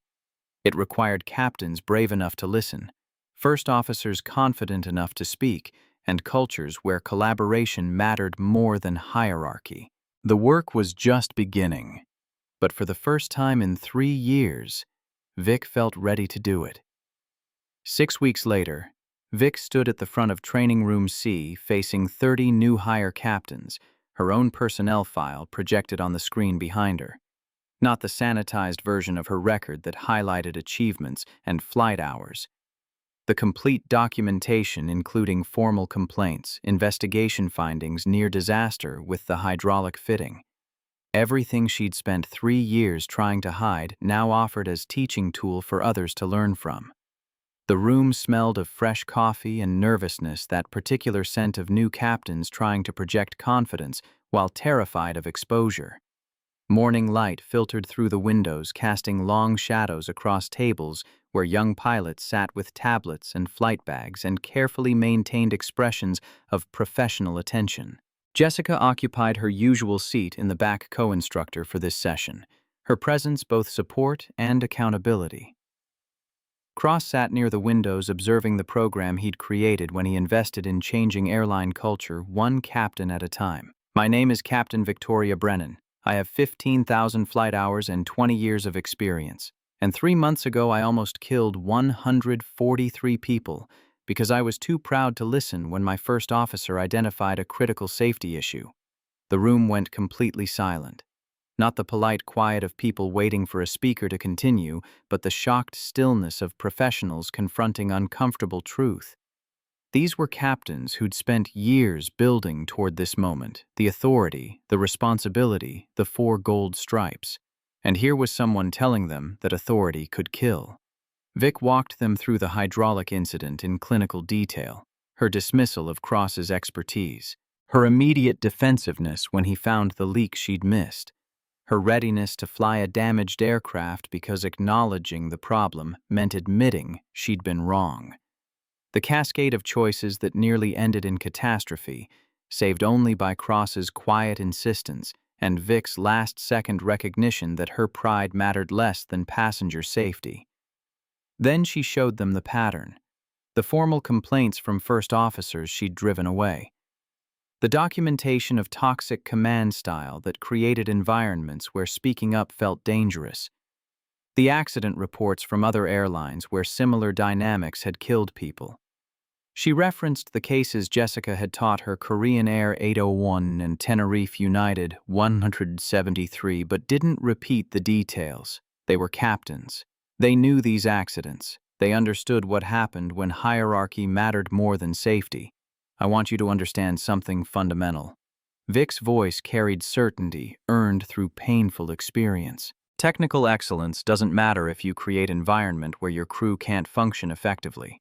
You can be the most skilled pilot in aviation, but if your first officers learn to stay silent when they see problems, if your command style intimidates rather than collaborates, if your authority demands obedience instead of inviting input, you're not a great captain. You're a disaster waiting for circumstances to align. One of the young captains raised his hand, courage visible in the gesture. How do you prevent falling into those patterns? How do you maintain collaboration when you're responsible for making final decisions? The question was exactly what Vic had hoped for, evidence that sharing her failures was creating space for others to examine their own vulnerabilities. You start by recognizing that authority and collaboration aren't opposites, that you can be decisively in command while genuinely valuing your crew's input. That strength comes from acknowledging what you don't know, rather than pretending omniscience. She pulled up video from her recent flights showing the new patterns she'd developed, asking Cross to verify fuel calculations, inviting Marcus's observations about engine temperatures, accepting Jessica's evaluation of whether her transformation was genuine. Each example demonstrated that collaborative leadership enhanced, rather than diminished, command authority. Jessica joined her at the front of the room, and the shift in dynamic was deliberate victim and perpetrator, teaching together damage acknowledged and beginning to heal through shared purpose.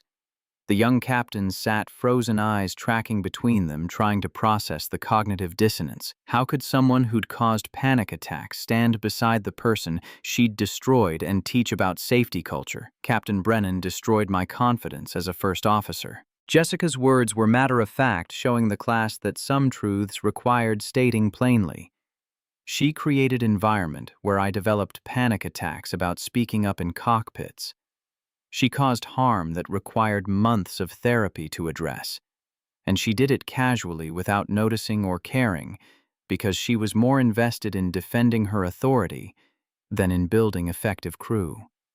The young captains looked between them, trying to reconcile Jessica's testimony with the fact that they were co-teaching this session, that some resolution had occurred between the harm and this moment. But that was the point, wasn't it? That damage didn't erase, that transformation didn't equal forgiveness, that you could become someone different without erasing who you'd been. The complexity made them uncomfortable. Good. Comfortable captains killed people. But Captain Brennan also did something most toxic leaders never manage. Jessica's tone shifted, acknowledging transformation without erasing damage. She recognized the harm, accepted accountability, and did the actual work of changing. Not performative apologies or defensive justifications, but genuine examination of her behaviors and sustained effort to develop new patterns. Jessica paused, choosing her next words with care that suggested she'd thought deeply about what message to send. That doesn't erase what she did to me. The panic attacks took months to resolve. The damage to my confidence persists in ways I'm still discovering. But it prevents her from doing the same thing to future first officers. And in aviation, that's how we honor the people harmed by toxic culture, by making sure it doesn't happen again. The young captains looked sobered, thoughtful, aware that the greatest threats to safety weren't mechanical failures or weather challenges, but their own capacity for creating toxic dynamics. Vic watched their faces and saw the recognition forming that they could become her. That the patterns she'd exhibited weren't exceptional, but disturbingly common, that preventing those patterns required constant vigilance rather than single transformation. You can apologize for what you did to me, Jessica continued, her voice carrying weight of hard-earned wisdom. You can even mean it. But my panic attacks don't care about your sincerity. The only apology that matters is the one you make with your behavior by never doing it again. The statement hung in the air like a verdict. Cross approached as the room emptied, his expression carrying approval mixed with something more personal. That was good. Better than good. You took your worst moments and made them teaching opportunities. That's exactly what this industry needs. It's the least I can do. Vic looked at Sarah's photo on Cross's phone background, constant reminder of why this work mattered. Your sister deserved better than the crew coordination that killed her. Every passenger deserves better than captains like I was becoming. Like you were. Cross's correction was gentle but firm. Past tense. You're not that captain anymore, Vic. You've done the work. Now you're helping others avoid the same path. The validation settled over Vic like unexpected warmth, suggesting that redemption wasn't single moment, but accumulated choices, sustained commitment to being better than her worst moments. She'd never stop regretting the harm she'd caused Jessica, the near disaster she'd enabled, the 3 years of toxic command style that had damaged careers and compromised safety. But regret without action was just self-indulgence. turning that regret into purpose, into teaching, into cultural change. That was how broken people rebuilt themselves into something useful. 2 weeks later, Thomas appeared in Vic's office with expressions suggesting complicated news. She'd been flying regular routes, building relationships with new first officers, demonstrating sustained collaboration rather than temporary performance. The monthly check-ins with Paul had shown consistent maintenance of new patterns. She'd thought the crisis had passed, that she'd proven transformation was genuine, but Thomas's face suggested something else was developing. "We have a situation." He settled into the chair across from her desk, file folder in hand. "Captain Frank Morrison, 55 years old, 28 years of experience, starting to show patterns similar to your behaviors before the remedial training." Vic took the folder, skimming the documentation.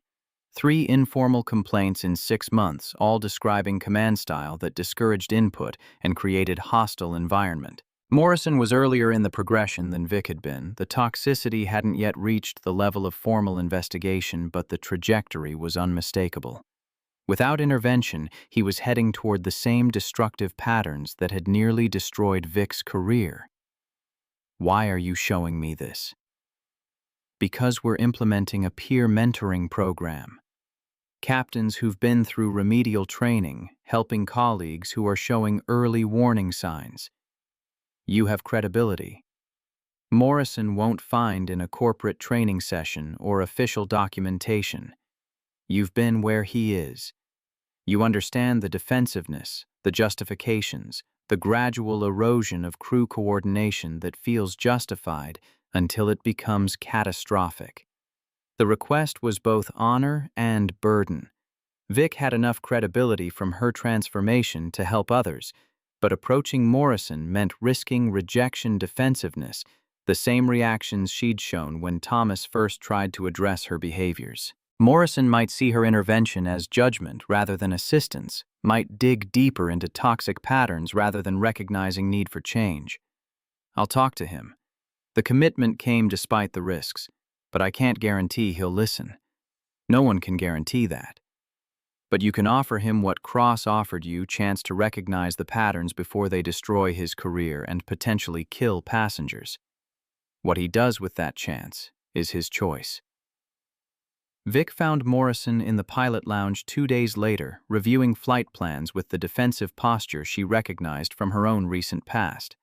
She approached carefully, sat down across from him without asking permission, and told him her story. Not the sanitized version, but the ugly truth of her near disaster and the transformation that followed.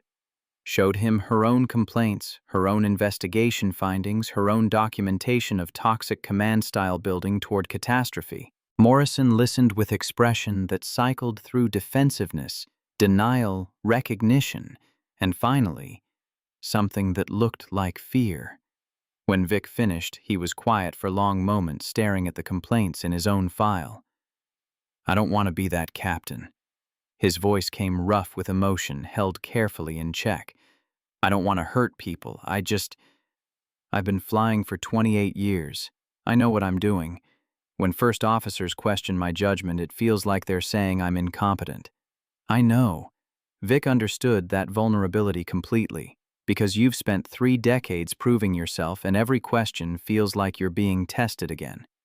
But here's what I learned: crew coordination isn't about questioning your competence. It's about creating redundancy, about building systems where everyone contributes to catching errors before they become disasters. The first officer who questions your judgment isn't attacking you, they're doing their job. And your job is creating an environment where they can do it effectively. She offered him what Cross had offered her: structured support mentorship through the process of recognizing and changing toxic patterns. Connection to resources that could help him develop different command style before his behaviors progressed to the point of requiring formal intervention.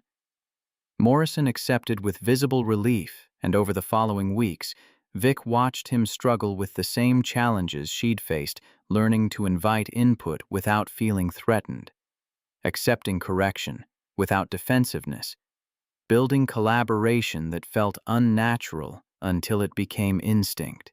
Spring arrived with unexpected warmth, melting winter's accumulated snow into streams that carved new channels through Denver's landscape. Emily turned 8 in February, no longer the frightened 7-year-old who'd watched her mother disappear into grief 3 years ago. At her birthday party, she introduced Vic to her friends as "my mom who flies planes and teaches other pilots," and the pride in her voice carried weight Vic hadn't earned when Emily was 4 and James had just died when work had mattered more than presents. They'd started skiing together, Emily's first time, Vic's first time since James died. The mountains he'd loved became space they could share without his absence consuming everything. Emily fell constantly those first days, laughing, each time teaching Vic that failure didn't require shame, that getting back up mattered more than never falling. Almost 9 now, her birthday, 3 months away, Emily had stopped asking when Mommy would start working all the time again. The question had haunted the first 6 months after Vic's transformation, a child's learned wariness that trust could evaporate without warning. But consistency had rebuilt what grief had broken. The metrics told story that numbers could track but didn't fully capture: crew coordination incidents down 40%. First officer retention up 65%. Formal complaints about hostile work environments reduced by half. But the real change lived in smaller moments. Captains asking for input without prompting first officers speaking up. Without fear, crews functioning as partnerships rather than hierarchies. Thomas appeared in Vic's office one afternoon in May with a document that changed everything. The board approved a new position: Chief Training Captain for Crew Resource Management. Full-time focus on building the culture. Cross envisioned when he invested. Teaching, mentoring, developing systems that identify and correct toxic command styles before they require formal intervention.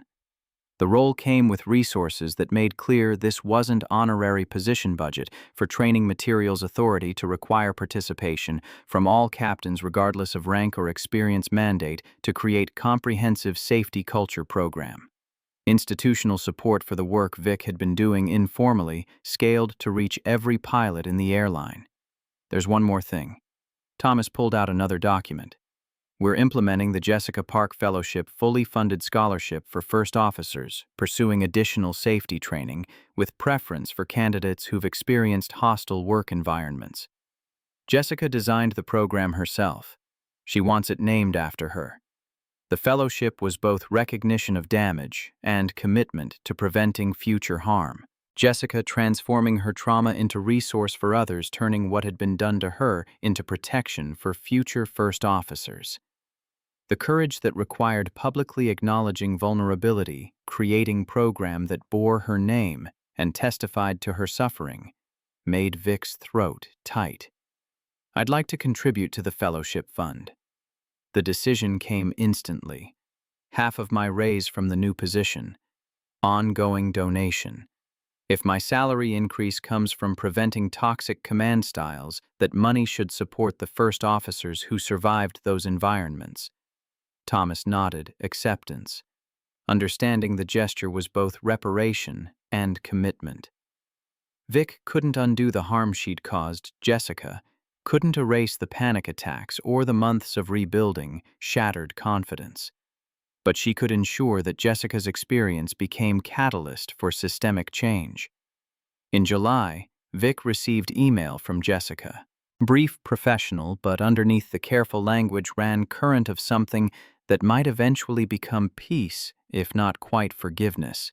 The first Jessica Park Fellowship recipient starts training next month. She survived 3 years of hostile work environment with previous airline, almost quit aviation entirely. Your donation made her scholarship possible. Thought you should know your failures are preventing others from experiencing similar damage. That matters. Vic read the message 3 times, feeling weight of accountability that would never fully lift but had transformed into purpose. December 19th arrived with brutal, cold frost coating everything in crystalline shells that caught the morning light and threw it back in fragments.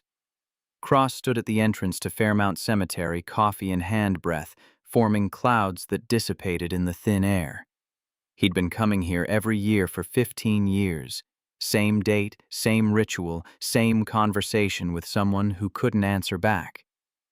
The walk to Sarah's grave took him past sections for veterans, for children, for people who'd lived full lives, and those who'd barely started.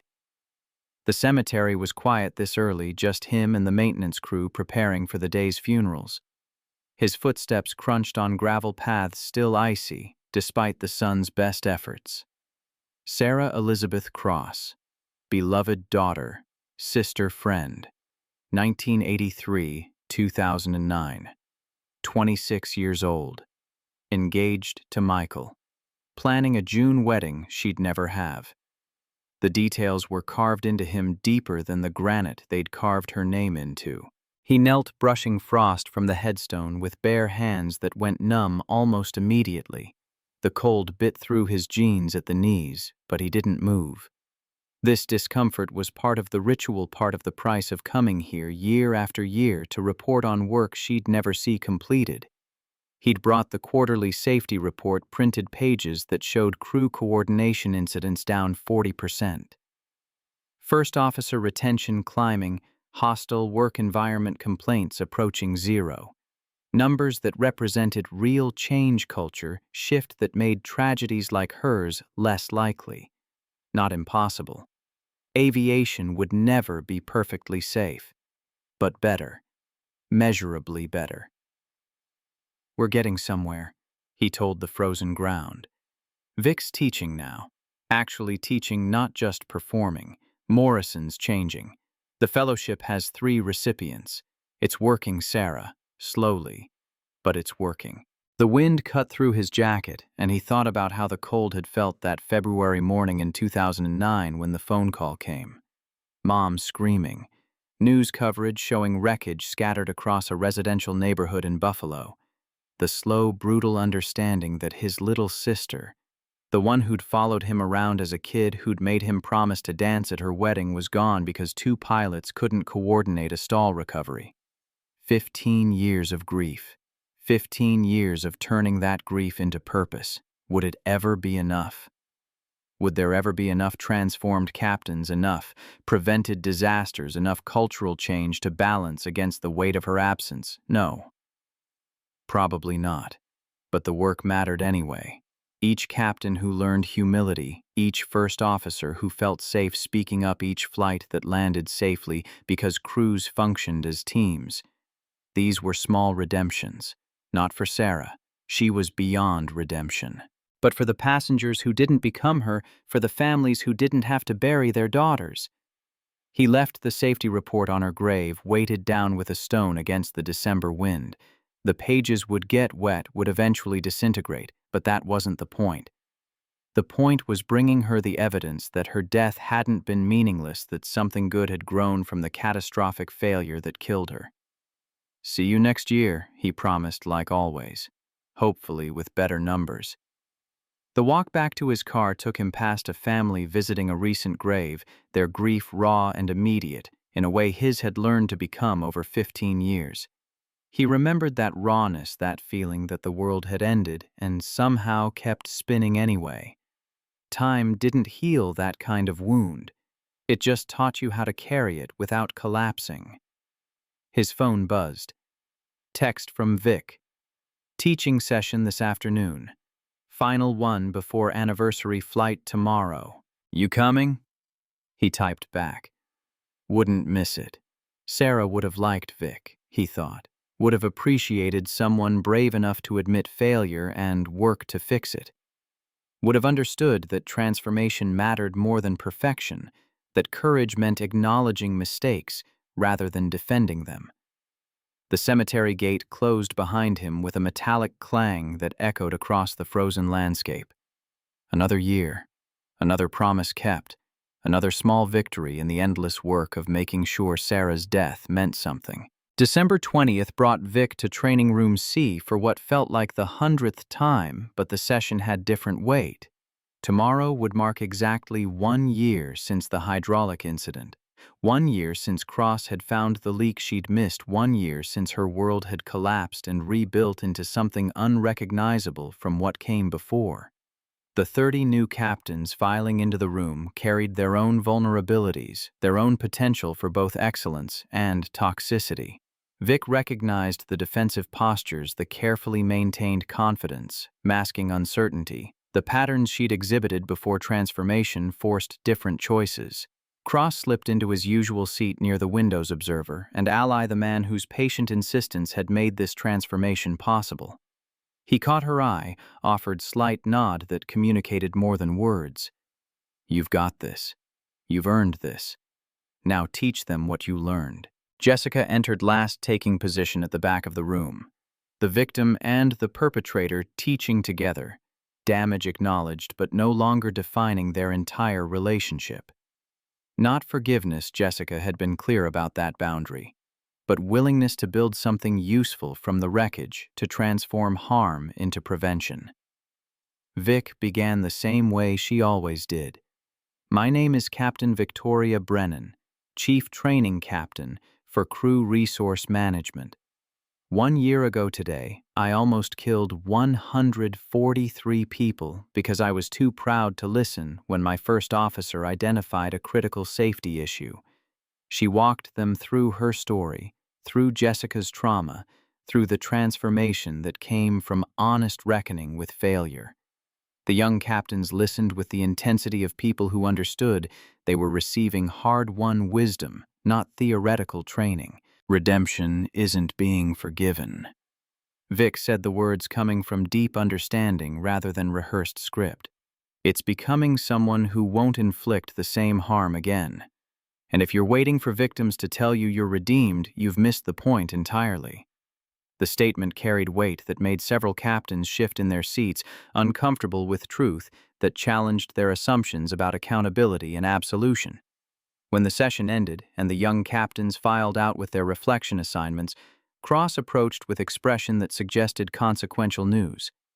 "Paul asked me to make recommendation about your future role in the company, whether you should remain solely as training captain or take on additional operational responsibilities."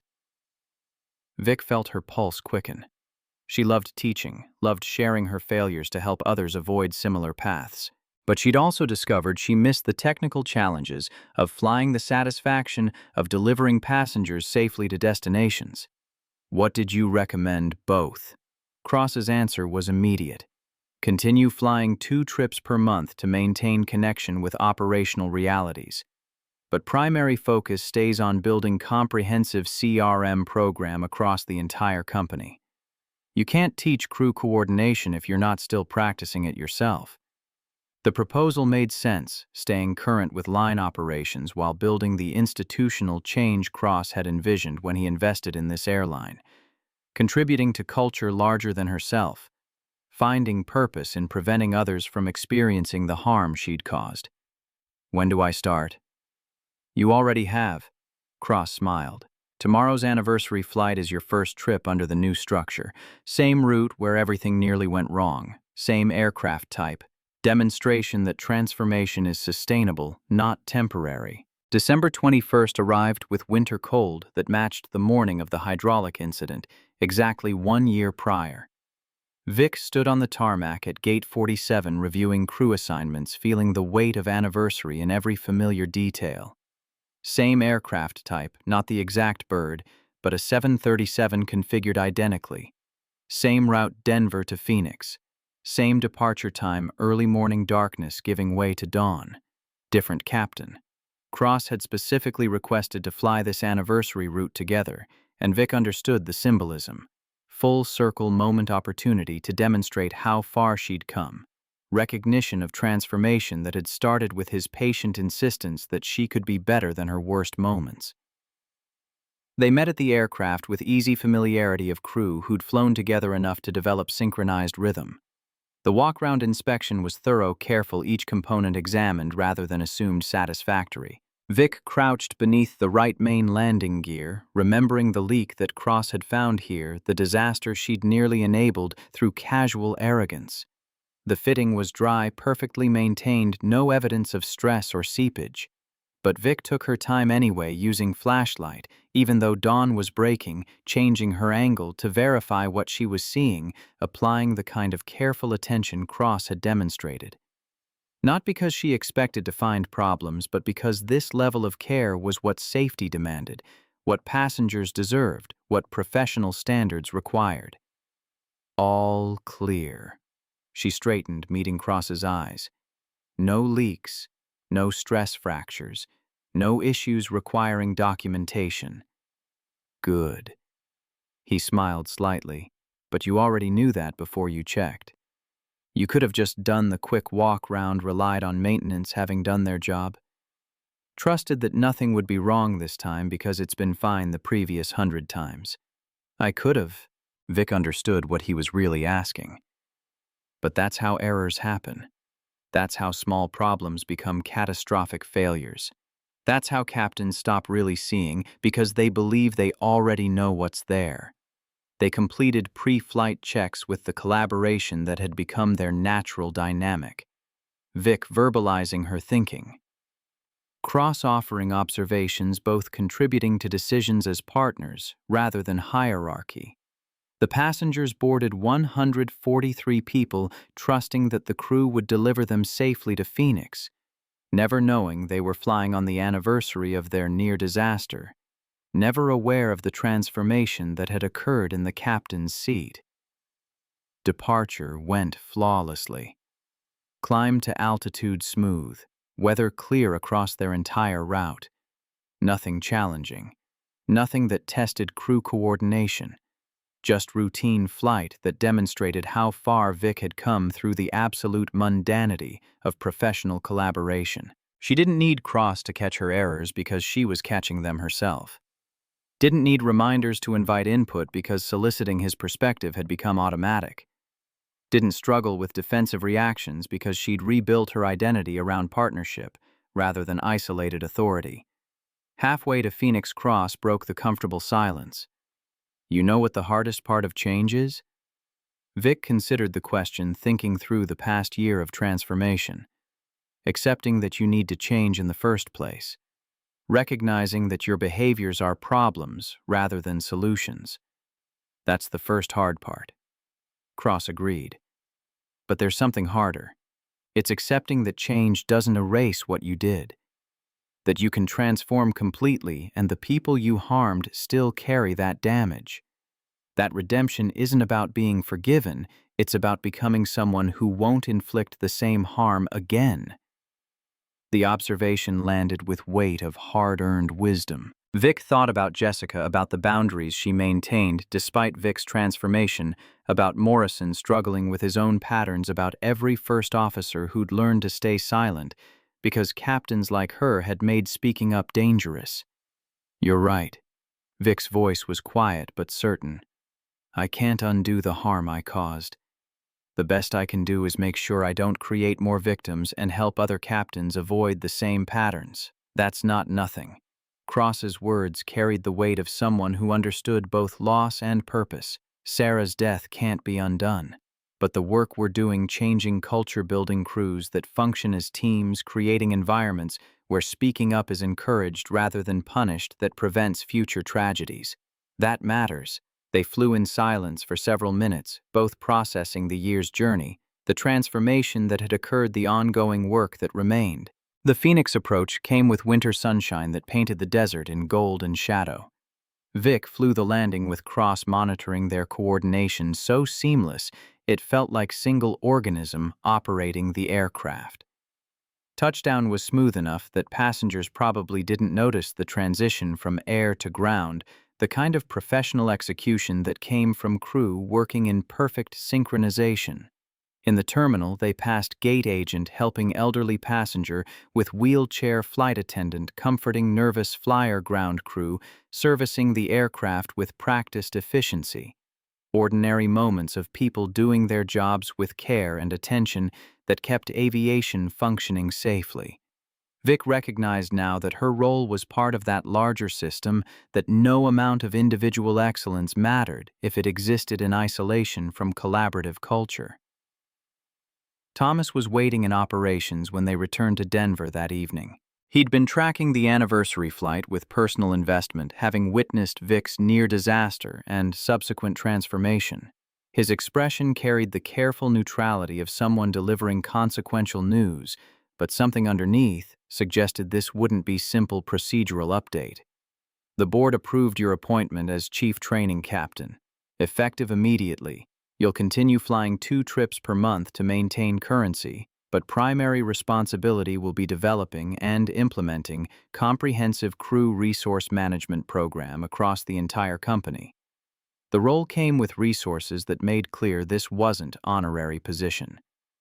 Budget for training materials authority to require participation from all captains regardless of rank or experience, mandate to create systems for identifying and correcting toxic command styles before they required formal intervention. Institutional support for the work Vic had been doing informally scaled to reach every pilot in the airline. Cross extended his hand and they shook on it at ground level this time, sealing commitment to work that extended far beyond Vic's personal transformation. Welcome to the next phase of your career. Chief Training Captain Brennan. Evening found Vic in her apartment, the space transformed from sterile perfection into something that felt like actual home.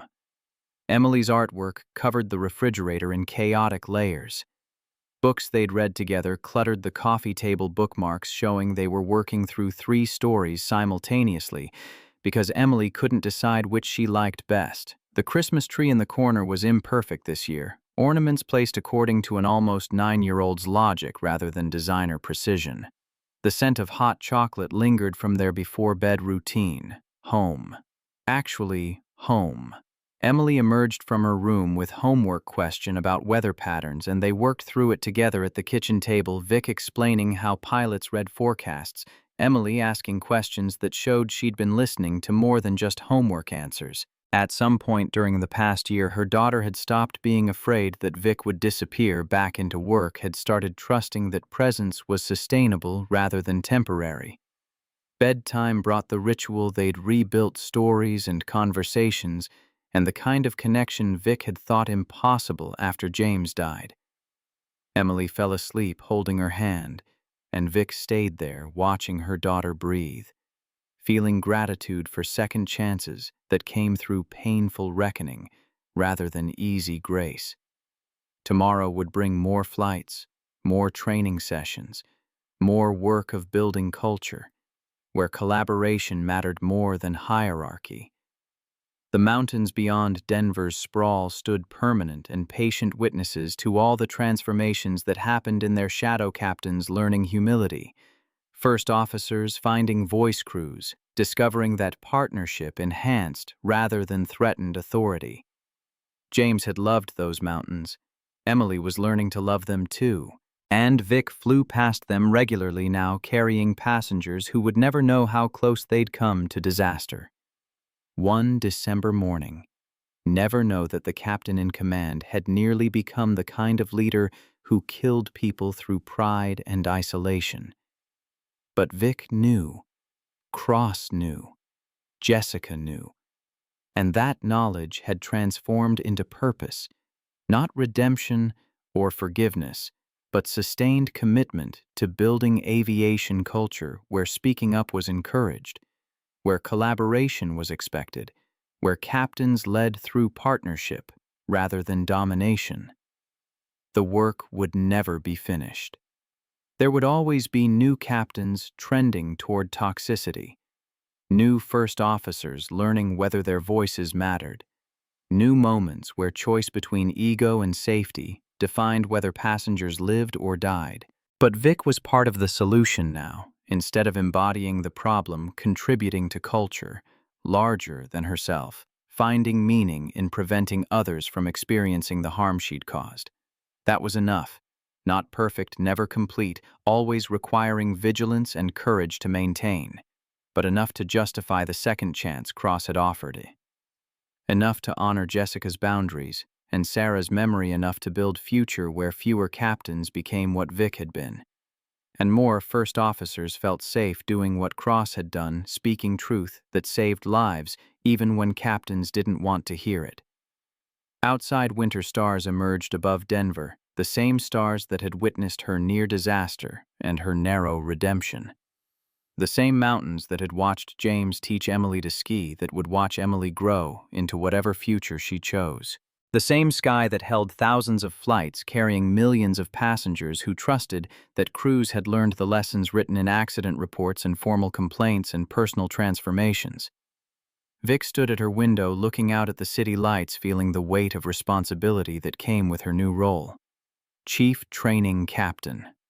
Not just title, but commitment to building the culture Cross had envisioned when he invested in this airline, the culture Jessica had helped design despite the harm Vic had caused her, the culture that honored Sarah's memory by making coordination failures less likely. Tomorrow she would return to Training Room C and share her failures with new captains who carried their own potential for both excellence and toxicity. She would tell them about the hydraulic leak and the near disaster and the transformation that followed. She would show them that change was possible even after decades of toxic patterns, that collaboration enhanced rather than threatened authority, that the strongest captains were those brave enough to admit when they were wrong. And then she would fly. 2 trips per month to maintain connection with operational realities, to remember why this work mattered, to demonstrate that transformation was sustainable rather than performance. She would build crews through partnership rather than hierarchy, invite input rather than demand obedience, create environments where speaking up was expected rather than punished. One flight at a time, one captain at a time, one intervention preventing one tragedy. That was how culture changed, not through grand pronouncements, but through accumulated moments of choosing collaboration over control, choosing humility over pride, choosing to be better than your worst moments, even when being worse would be easier. The mountains stood silent and permanent beyond the city's glow, holding space for all the flights that would depart tomorrow and the day after and the years beyond. Vic turned from the window, checked once more on Emily sleeping peacefully, and settled into her own rest. Tomorrow would bring new challenges, new opportunities to demonstrate that transformation was real. New moments where choice between ego and safety would define outcomes she couldn't predict or control. But tonight, she could rest knowing she'd done the work, made the choice become someone who prevented harm rather than caused it. And in the morning, she would rise and return to the work that had become her purpose, building culture, where captains listened, where first officers spoke, where collaboration kept the skies safe for passengers who would never know how close they'd come to disaster, or how many people worked each day to prevent those near misses from becoming tragedies. The work continued, would always continue, and Victoria Brennan, Chief Training Captain for Crew Resource Management, former toxic captain who'd nearly killed 143 people through pride and isolation, was ready to continue it.